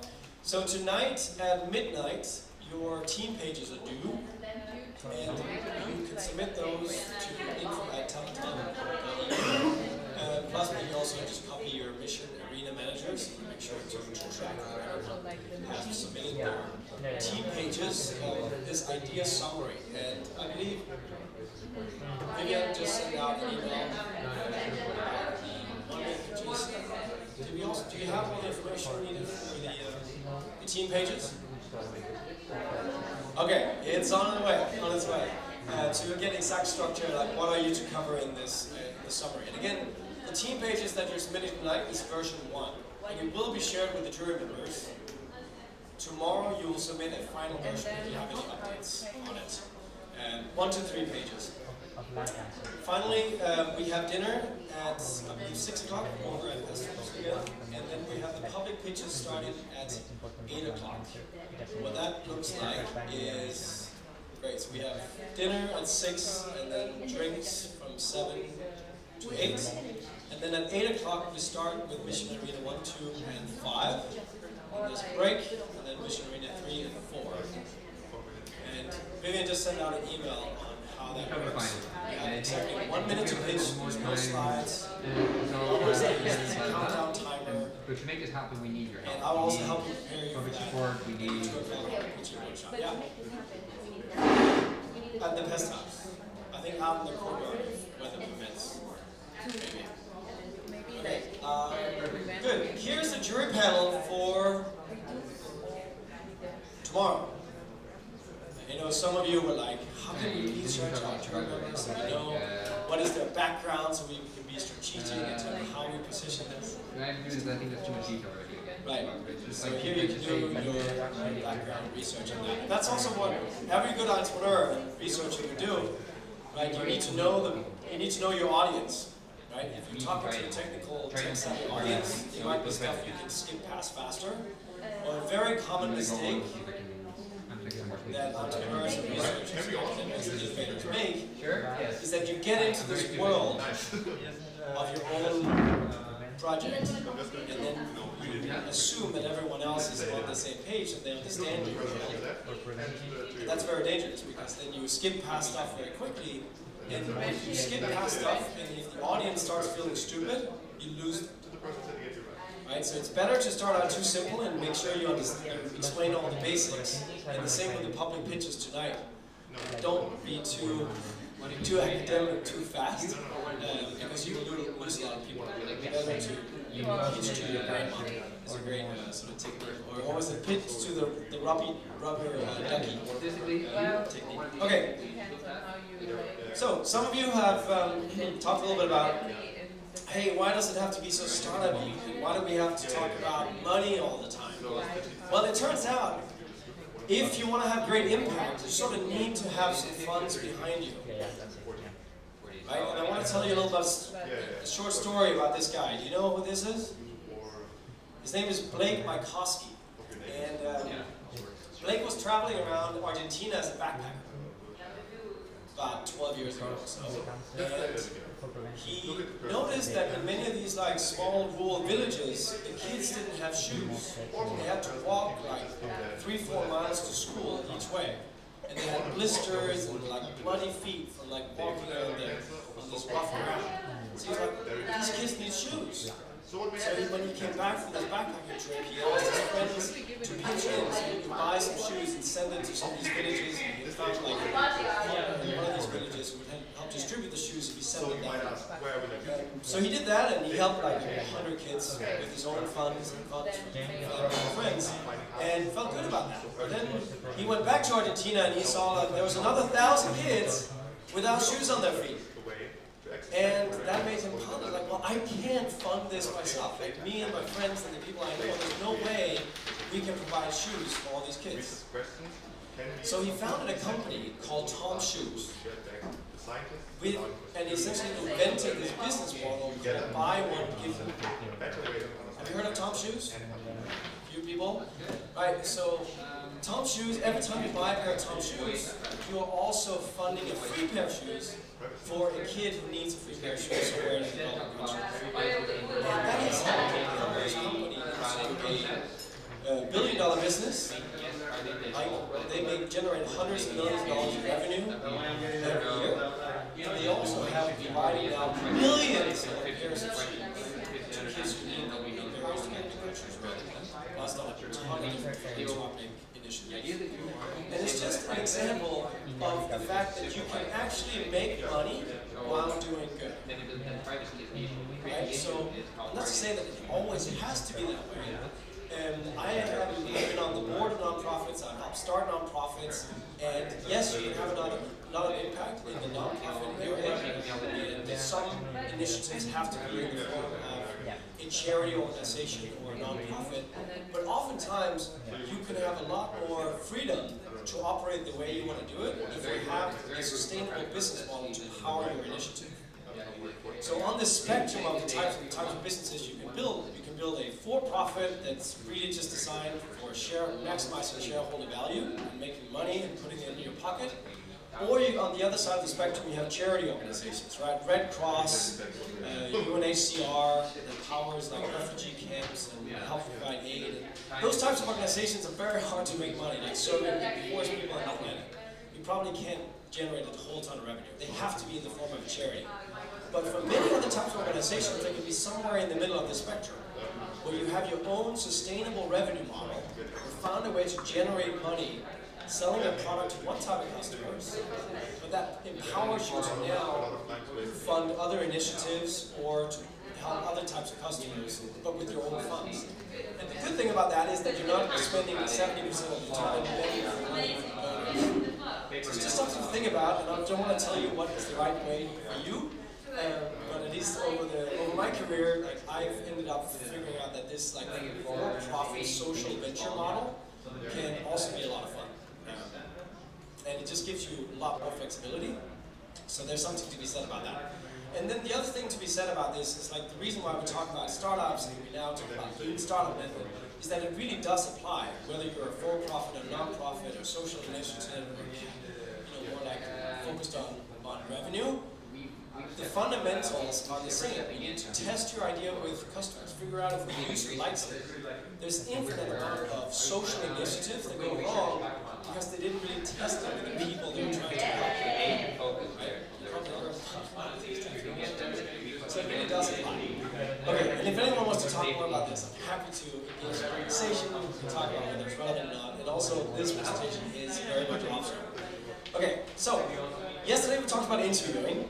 And you learned about a problem interview where you don't even talk about your solution. And I highly recommend the first part of your interview is a problem interview where you ask them questions like Justin introduced us to yesterday.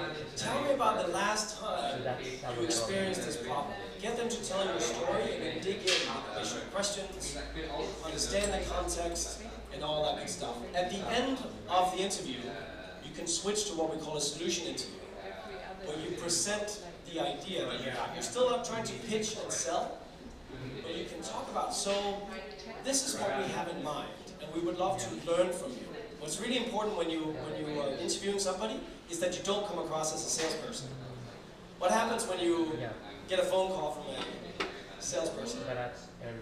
Hey, I'm calling you from XYZ Insurance. We'd like to talk to you. And you hang up right away. I'm like, no. Or people outside the shopping malls are like, no, I'm so busy, I don't want to talk to you. But if you ask for help, it's like amazing that just switches. People want to help you. I have examples of friends who go to the airport, for example, where people are usually waiting, they have time. Either you can wait at the baggage carousel, where people have like 15 minutes. So for example, Justin, he does this sometimes. Then he will bring an empty suitcase with him to the airport, so he doesn't look too strange. And then he will go to like the baggage area where people are picking up the luggage. It's like, oh hey, this is somebody who's in his, the customer segment he's trying to interview. Can I ask you a quick question now when we're just standing here waiting for our luggage? And that's a great time when people have these like 15 minutes to talk. But also, friends of mine have gone inside the airport and have engaged in conversations that were where people are so passionate that they missed their flights on purpose, just to share information. Because they were really passionate about this problem that the entrepreneur wanted to solve, and they wanted to help provide him with enough information that they can build a product for him, right? So if you come across as somebody who's genuine, it's like, I'm really passionate about this problem, we want to solve it, can you help me learn? Help me learn more about this problem and the context, so I can build a product that really works. But at the end of it, do a solution interview where you talk about the features, maybe you show your prototype, you get some feedback on that. Who should you talk to? There's this innovation adoption curve, some of you might have seen, where we talk about different types of customers that you can target at different cycles in your startup. In the beginning, don't try to sell to people who are skeptical. It's a waste of your time. We talked about the characteristics of an early adopter, who are people who have a problem, they know they have a problem, and they're actively trying to look for a solution. Those we call innovators and early adopters. Those are the people who sleep outside the Apple store just to get the new version. Right? And they're like desperate for a solution. Like they've Googled themselves, maybe they try to hack together something similar. They will light up when you share with them that you're trying to solve this problem. Like, oh my God, I've been looking for that my whole life. Like, please, can I try it? And they become your best friends. They're willing to try out a crappy first version of the product. Right? You can launch a beta version of the product to those people because they don't care. A version that has crappy features and it keeps like collapsing and failing will still be better than nothing. And they're willing to endure that. So you treat them like family because they're going to help you build the product that will ultimately work.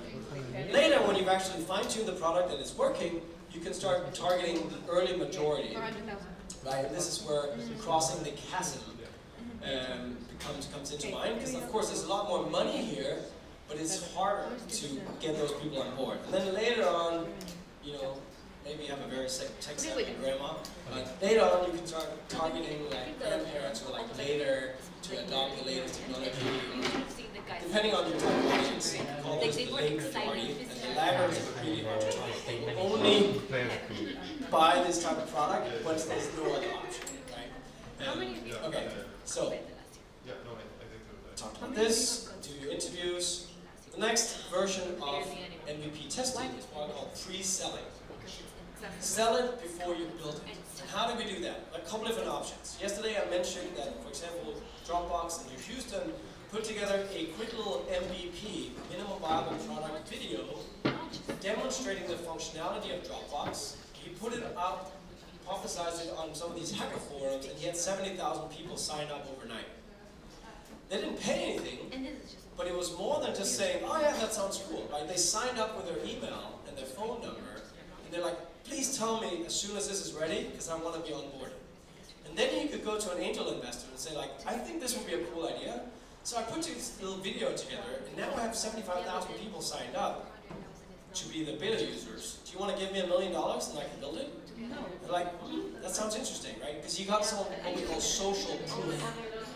In the pitch, you're always trying to build credibility. Like investors don't want to invest in some loony with a crazy idea. They invest in people who've done their homework and where there's actually real proof. So investors care about two things: low risk, high return. High return both in terms of money, but also if an impact investor, high return in terms of impact, right? But you want to do everything you can to de-risk the opportunity. And how do we de-risk it? We look through our business model and we see that all these guesses, all these hypotheses have to be tested. The more of those that you can validate and test, the more convincing you're going to be. And from an investor's perspective, the less risky it's going to seem. Does that make sense? So, low risk, high return. You got to address both things. We'll talk more about that later. Another thing you can do, but you don't have time really to do this, but maybe in some small version you have time to do it, is some of these crowdfunding platforms. Right? So my friend Catherine Krug, for example, she has always struggled with back pain. Right? For being big, some of you can relate, like crunched over on the laptop late at night. So she came up with this smart little fix. She's done a ton of prototyping, and she found out if you put a little patch on your lower back with these straps that go in front of your knees, you will automatically get into a better position, and then you can start training your posture. So 15 minutes of sitting with this better back system actually improves your posture and makes you feel really much better. So they launched a Kickstarter campaign, and they sold $1.2 million worth of these before they even built them, right? And then later on, they raised money from Shark Tank, and off the rails. They're doing well. And similar to boosted boards and Onewheel, Kyle and the team at Onewheel had this idea for a crazy electric skateboard. And the same with boosted boards, right? That was the first ones. And they figured they could probably build it. But they also figured it was probably going to cost $1,200 to $1,500 for an electric skateboard, which seemed like a gadget. So is there an audience? We don't know. So before they really set these into production and took a huge risk, they put together a Kickstarter campaign, simple video demonstrating the team, how they're going to do it, the idea behind it, and they sold $500,000 worth of these skateboards before they built it. Right? So this whole idea, like, hey, how can we actually pre-sell some of these before we build the real thing? It takes a lot of risk out of it, so you don't end up wasting time and money building a product all at once. Okay, the last thing I wanted to go over is this MVP technique called simulation. So how can you manually simulate the delivery of your service or product without building the whole backend? Something to close up. And one example could be Zappos. So Zappos is a online shoe company started by Tony Hsieh. And Tony and the team had this idea, like early 2000s, that now we have the internet, people must be ready to buy shoes online. But what is the risky thing in buying shoes online? You never know if they fit, and the quality, and whether you like them or whatnot. So that's why people are hesitant to buy shoes online. They ask us to buy their shoes. So they were like, well, why don't we just include a return label in the box? If you don't like the gloves and that fit you, just put that label back in the box, and we'll come and pick them up for free. So that was the idea. So what do you do then if you have that idea? You buy like a warehouse full of shoes, start a website. They didn't want to take that about risk, so they went down to the local mall and they asked the shoe store owners, like, hey, would it be okay if I take pictures of some of the shoes you have in the store? And they're like, why would you take pictures of the shoes? Well, because we want to try to see if we can sell them online. But, well, I don't want you to steal my business. No, well, come down here and pay full price for the shoes if you're selling it. It's like, all right, that sounds good. So they did that, and then they took pictures of the shoes, put them up on a crappy looking website, spent a couple $100 on Google AdWords. So if people search for shoes online, they would go to Zappos, and then they would just like call customer support, and it would be Tony, the CEO, picking up the phone. Customer support at Zappos, this is Tony. And it's like, great, I want those Nikes in the size 11.5 black. Great, yeah, what is your address? And then you type it up, and people would send them an email, and they have a simple form. And they would like literally take the bikes, go down to the local mall, buy those shoes in 11.5, put them in a box, and send them off. And then if any of the customers were hesitant, spend, I wanted to return them. Again, they would call customer support. So now you're talking to a paying customer, right? And you start figuring out real customer interaction. Okay, let's do it. Let's do it. Have they taken any risk? Nobody would buy anything. All they Are you guys like cost them is putting on the website. So it's just a way, of course, you're not making profits. Of course, this is not a scalable idea, but sometimes you want to do things that don't scale. Info at Talent Just to test out, because you learn an infinite amount by manually providing this type of service. Right? If you want to set up an AI system to talk to family members of cancer patients and coach them through all this stuff, do that manually first, right? Before you hire a call center and train staff and create some kind of AI that can do this, do it manually first. So not all practices can do this, but many of them actually can. So you can manually provide this type of service. So simulation is a very powerful technique. So just like simulation and interviewing and pre-selling, there's a lot of other MVP techniques that entrepreneurs and innovators use. Yesterday I talked about the whole idea of an ads campaign, where you can just use that to test demand. So one of the things we can do today, if you want to, is that we can put together a simple landing page, a simple one-page website with a registration form, where we describe the product as if it already exists, and we can have a sign-up button, or you can at least have like a learn more button, something like that, where people then register. And then if you spend $50, $100 on Facebook ads, you will be able to generate traffic to that page, and it will be pretty powerful if we can stand in front of the jury tomorrow and say like, yes, we tested this, we posted it in a couple of relevant Facebook community forums, and we put together a small little ads campaign, and out of the 100 people who saw the, 1,000 people who saw the ad, we actually had 50 people click on it, and out of those 50 people, we actually had 20 people sign up to hear more about our product. So based on that, we then called up 2 of those people, and we learned a lot about blah, blah, blah. Right? This is how you fast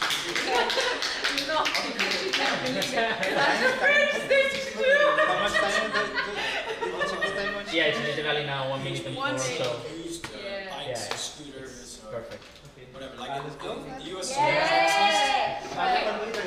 marketplace, like somewhere where you can just sell all your used. I'm good, I just need to print this. So if you have like a, and sometimes there's also services on those pages, so you can put up an ad on a page like that if you have a physical product at a really low price. How do we print this? And you basically fake it because obviously you don't have anything to sell, but you'll be able to like get people on the phone. And if there's another tool, Amazon Mechanical Turk, where people use it for like micro jobbing. So for example, if you're training an AI tool and you need people to test like an image recognition algorithm and just train that, you can do that. But there's also people with all different types of backgrounds. There's millions of people looking for these micro jobs. So one of the tools that Justin and I have used is that you put up a micro task and you're looking for people, for example, who have family members with cancer, right? Or looking for people who are really passionate about cleaning up the oceans, or whatever it might be. And then you say, I'll pay 50 cents if you give me a call so I can do a quick interview.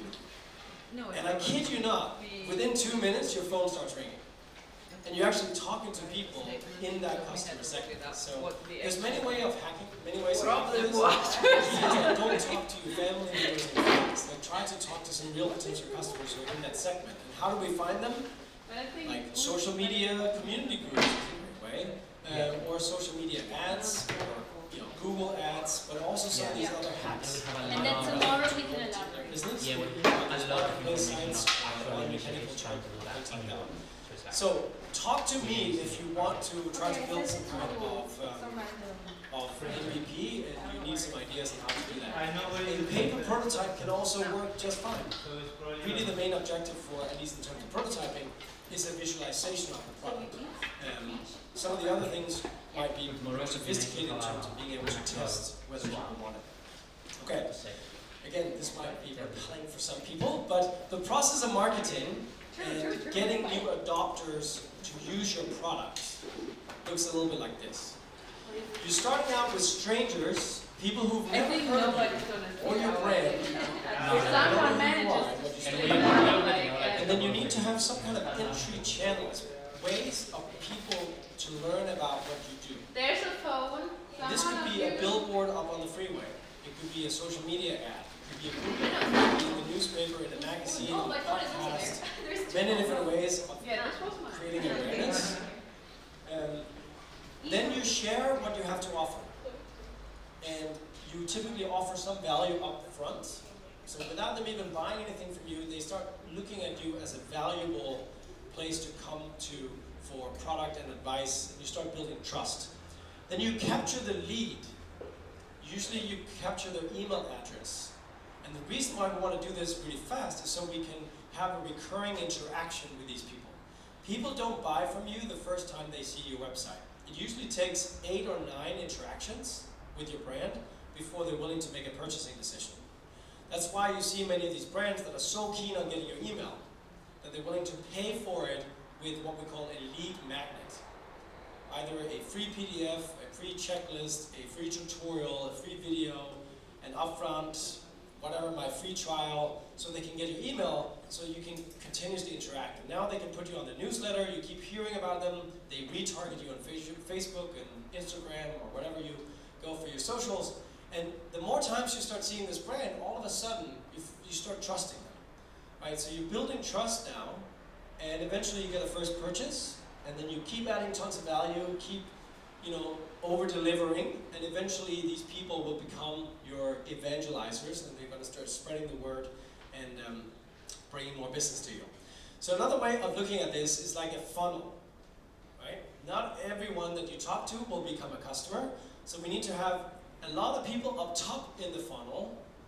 The reason why it's called Pirate Metrics is because of the acronym R, right?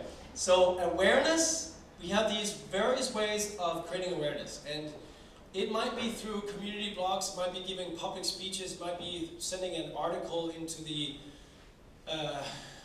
climate adaptation newsletter, or whatever it might be. People need to hear about you somehow, and ideally in a very cost-efficient way. Then you get their email, and you start adding value to them, and eventually some of them are going to start using your product or purchase it, and then you think about retention, to make sure they keep using it, and building up a referral mechanism, so they refer other people to come to you. Does that make sense? Right? So that is like how you start building a massive movement. You need to have some kind of funnel. And there are many ways of doing this, and I'm not going to go into all of this stuff, right? Depending on your type of product and business, different types of entry channels will work, different types of lead capture, ways of getting those first leads. But I'll go through landing pages really briefly, and the rest of us we can go through later. So, a landing page. What is a landing page?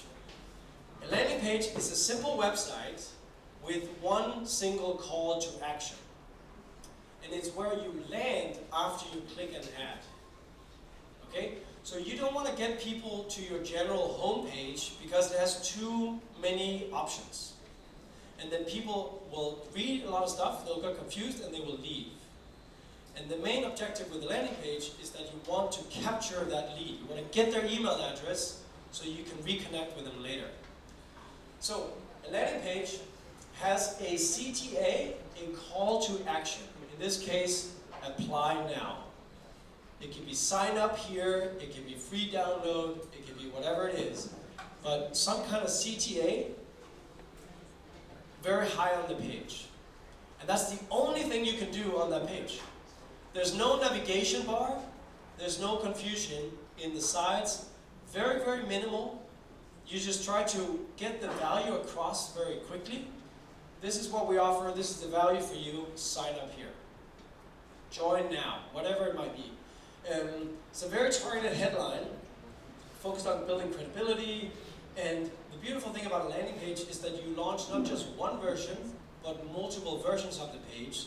So what you can start doing what we call split testing, or A/B testing.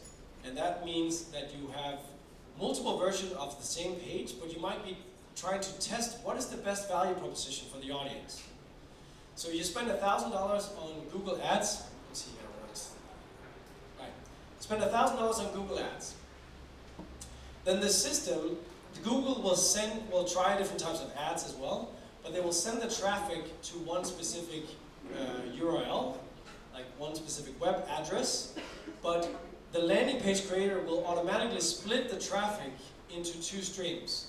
One will send the traffic to version A with the orange header, and one will send the traffic to version B with the green header. And then you'll figure out, not based on intuition or gut feeling, but based on data, what has the highest conversion rate. Right? Do people like a scary image of a dying cancer patient, or do they see a happy image of some cancer patient who has survived a little longer and is now happy with their family? What has the highest conversion rate?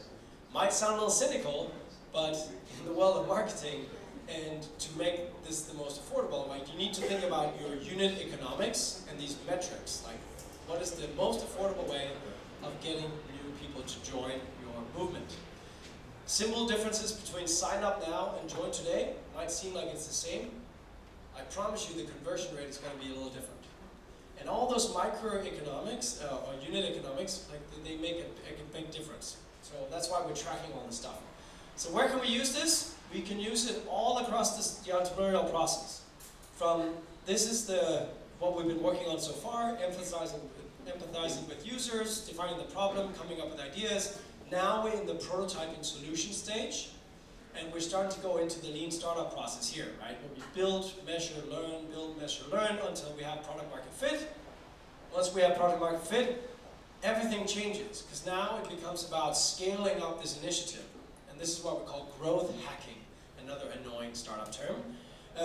But we're trying to hack growth because we want to be really efficient. Like, a startup does not have $1 million for TV ads. So we got to be really efficient with our money. So we figure out what are the best channels to use.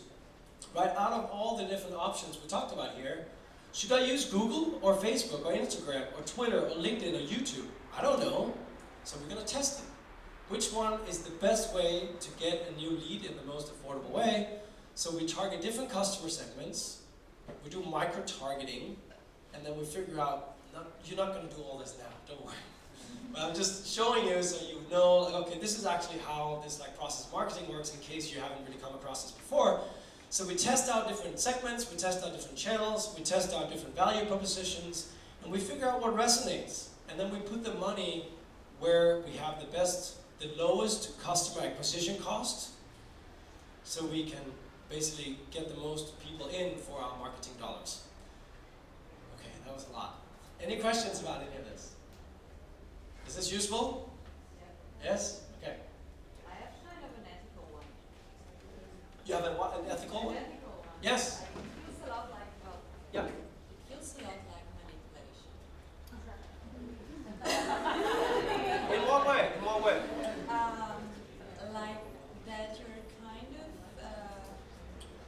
going on the edge of that weak point in the people to get a weak point? Yeah, because they see a problem as usually when you have a problem, it's kind of a weakness. Right. And then you use it for your own purposes. Well, let me ask you this. What are you building right now? Are you in the cancer? No. We're in water. Sorry, you're in water. Yeah. Right. So do you believe that your solution will improve the world?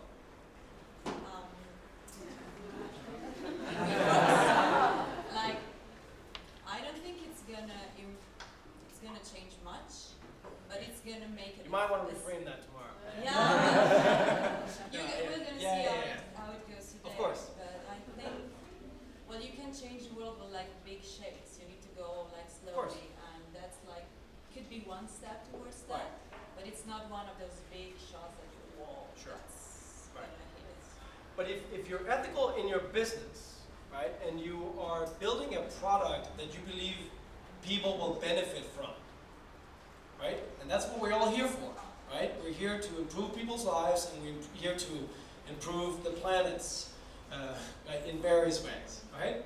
And make sure we adapt to climate change and restore our oceans and waters and help these people suffering from cancer and their families. So if you generally believe that you can help people in their lives and their loved ones with your product, wouldn't it be the most ethical thing you can do to get the most people possible to hear about your product? Like the more people you reach, the more people you help. So I could argue that you have an obligation to be as efficient as possible with your marketing dollars so that the most people possible hear about your amazing new solution so that you can impact the most people, like the most lives possible. But the problem is we don't know what the best value proposition is. For example, for these families affected with cancer, right? We don't know what is going to resonate. So when we talk about the value proposition, it might be something different than what you expect. And if you change the value proposition, you'll be able to reach twice as many people with the same amount of dollars. And then you could help twice as many families. Right? You see where I'm going. So yes, you are optimizing, and is it manipulation or is it just being smart? I don't know. Right? It's manipulation in the sense that you are figuring out what tends to resonate best with people, and then you focus on that. And you're using a quantified method to do that in a very systematic way. And I completely agree that the problem with this method is that it really works. And it also, and they found out about this during the 2020 political presidential election campaign in the US, right? And then they spent a shit ton of money on this, and they really tested it, and they went to the complete dark side of human manipulation and figuring out what kind of dark messages will resonate with people. Oh, it turns out people are more likely to click on things that makes them angry and aggressive, and if they can hear the worst side of themselves resonated by other people, you will funnel into this echo chamber on Facebook groups, and then they just went double down on that. So it works for bad products, but it also works for good products. And the problem is there are not enough good companies out there that are good enough at using this kind of stuff, right? Because there are ethical researchers that are doubting themselves, oh, well, could I really do that? And then not enough people hear about all your amazing inventions. So, yeah, I don't know. If you're using it for a good purpose, I feel like it's just being smart about how you spend your marketing dollars. But it's certainly a balance, and you don't want to manipulate people. But yeah, happy to talk more about that. Okay, so yeah, call to action, we talked about this. So one thing is a landing page, and I can help you build a landing page if you're interested. I have a tool called Unbounce. I have a pro account, so I can give you a free account if you want to set this up. There's no coding involved, and you can literally set up a page in 45 minutes. It's all drag and drop for landing pages. Okay, Unbounce. Let me know if you want a license. You just text me. I will send you an invite to Unbounce. You get an invite to set up a free page. We can run a little mini tutorial. You okay, buddy? We can run a little mini tutorial if some of you are interested in that. But it's all just drag and drop. And Unbounce is cool because it has this A/B testing built into it. So you don't need to code that. So when you send traffic to the page, you will automatically send traffic to a version A and a version B, and then you can see which one converts the better. The other thing we can do, if you're interested, how many of you are working on some version of an app? A couple of teams. So there are several different good app building tools out there. One that I've come to like is called Glide Apps, and it bypasses the App Store. So you can actually publish your app and have a downloadable, fully functioning app on your phone by this afternoon if you want to do it. It takes about an hour and a half probably to build what you want to build. So it's pretty fast, it looks great, and you'll be able to demonstrate an app on your phone to the jury tomorrow if you want to do that. It utilizes Google Sheets as the backend. You can integrate payment processing, you can build social networks, you can build a dating platform, you can build a page where you sell stuff on it. It has a lot of functionality, but it's very intuitive, very easy. So come to me if you want to learn more about Glide Apps, and I can hook you up on that too. Okay, then prototyping, yeah, various ways. I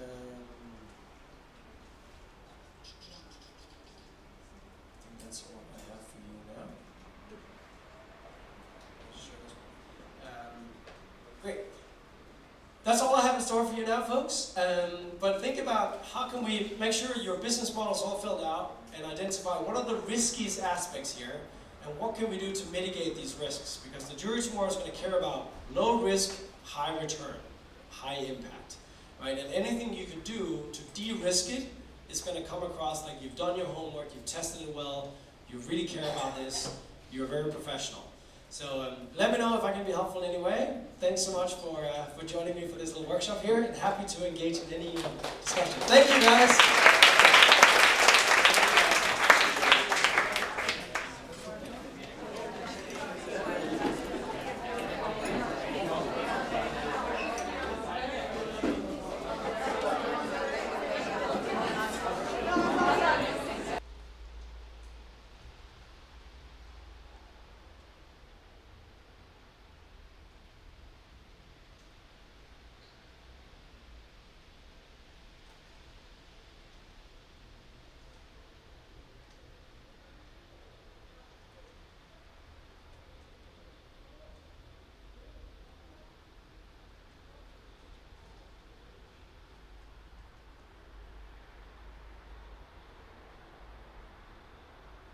Good morning, everybody, and welcome back to the EU Talenton. I hope you're all well rested and ready for another day of hard work. And of course, we are back with some more interviews. We're going to try to get through everybody today. So I'll be running around trying to grab people, so make sure you're ready for to be asked some questions. They're very easy, I promise. So we're going to start off today with Ilse. Hi, Ilse. Hi, nice to meet you. How are you? I'm good. How are you? Good, doing well. So Ilse is working on the mission of cancer. Yeah, that's right. And so first of all, if you wouldn't mind just telling us a little bit about yourself. Yeah, I'm currently a PhD student at the University of Helsinki, working in a hematological genetics group. So we study genetics of blood cancers, mostly leukemias. Okay, so this area of cancer you know very well then. Yeah, at least somewhat well. Somewhat well, yes. And I want to focus more on maybe your thoughts on the kind of format of the EU Talenton, because you've done one day of it now. So how did you feel the kind of format of bringing lots of people together is working out and the sharing of ideas? So far, it has been really great, and we've learned a lot as a team. Yeah. And I think the structure has been actually kind of nice. Like in the beginning, it felt like we're not quite sure what we're getting into, but like once we move forward, like it's becoming clearer and clearer, which is really nice. Great, great. And any challenges starting off with the group? Was it hard to maybe settle in, or did it all just work out straight away? I think we maybe in the beginning had a little bit different ideas of what we wanted to work on, but once we settled on the idea, like we were all like super in. So that was really cool to see. Yeah, that's really great, really great. And I was wondering then if you also could give me maybe a highlight of yesterday. Is there any point of the day that you think, wow, that was really awesome? Yeah, I think like choosing the idea, because we were brainstorming about what we would like to do, and then we kind of had this mini lecture, and then after that we kind of dove into what we would like to do and looked into 2 different options. And then once we were like, okay, we're gonna go with this, and started the proper brainstorming, then like the ideas just kind of started coming in, and that felt like really good. We're like, okay, we can do this. We have something to work on. Because sometimes I feel that if you've nothing, if you're still looking, it can be hard to actually then focus and be excited. But now you can start moving forward. And are you excited for the pitch evening tonight with the pitch in public? Yeah, I'm excited to see what we can come up with by then. Yeah, great. Okay, well, that's all my questions for you. Thank you so much for having a small chat with me. Thank you. I wish you the best for the rest of the day. Good luck to your team. Thanks. And we'll move on to our next guest, which is Celine. Hi there. Welcome. Thank you. So you are also on the mission Cancer. Yeah, indeed. And could you tell us a little bit about yourself? Yeah, I'm a assistant professor and postdoc at Ghent University. Okay. And I'm working on liquid biopsies and immunotherapy. Wow. So yeah. So you also know the area a little bit more of the sciencey side of it.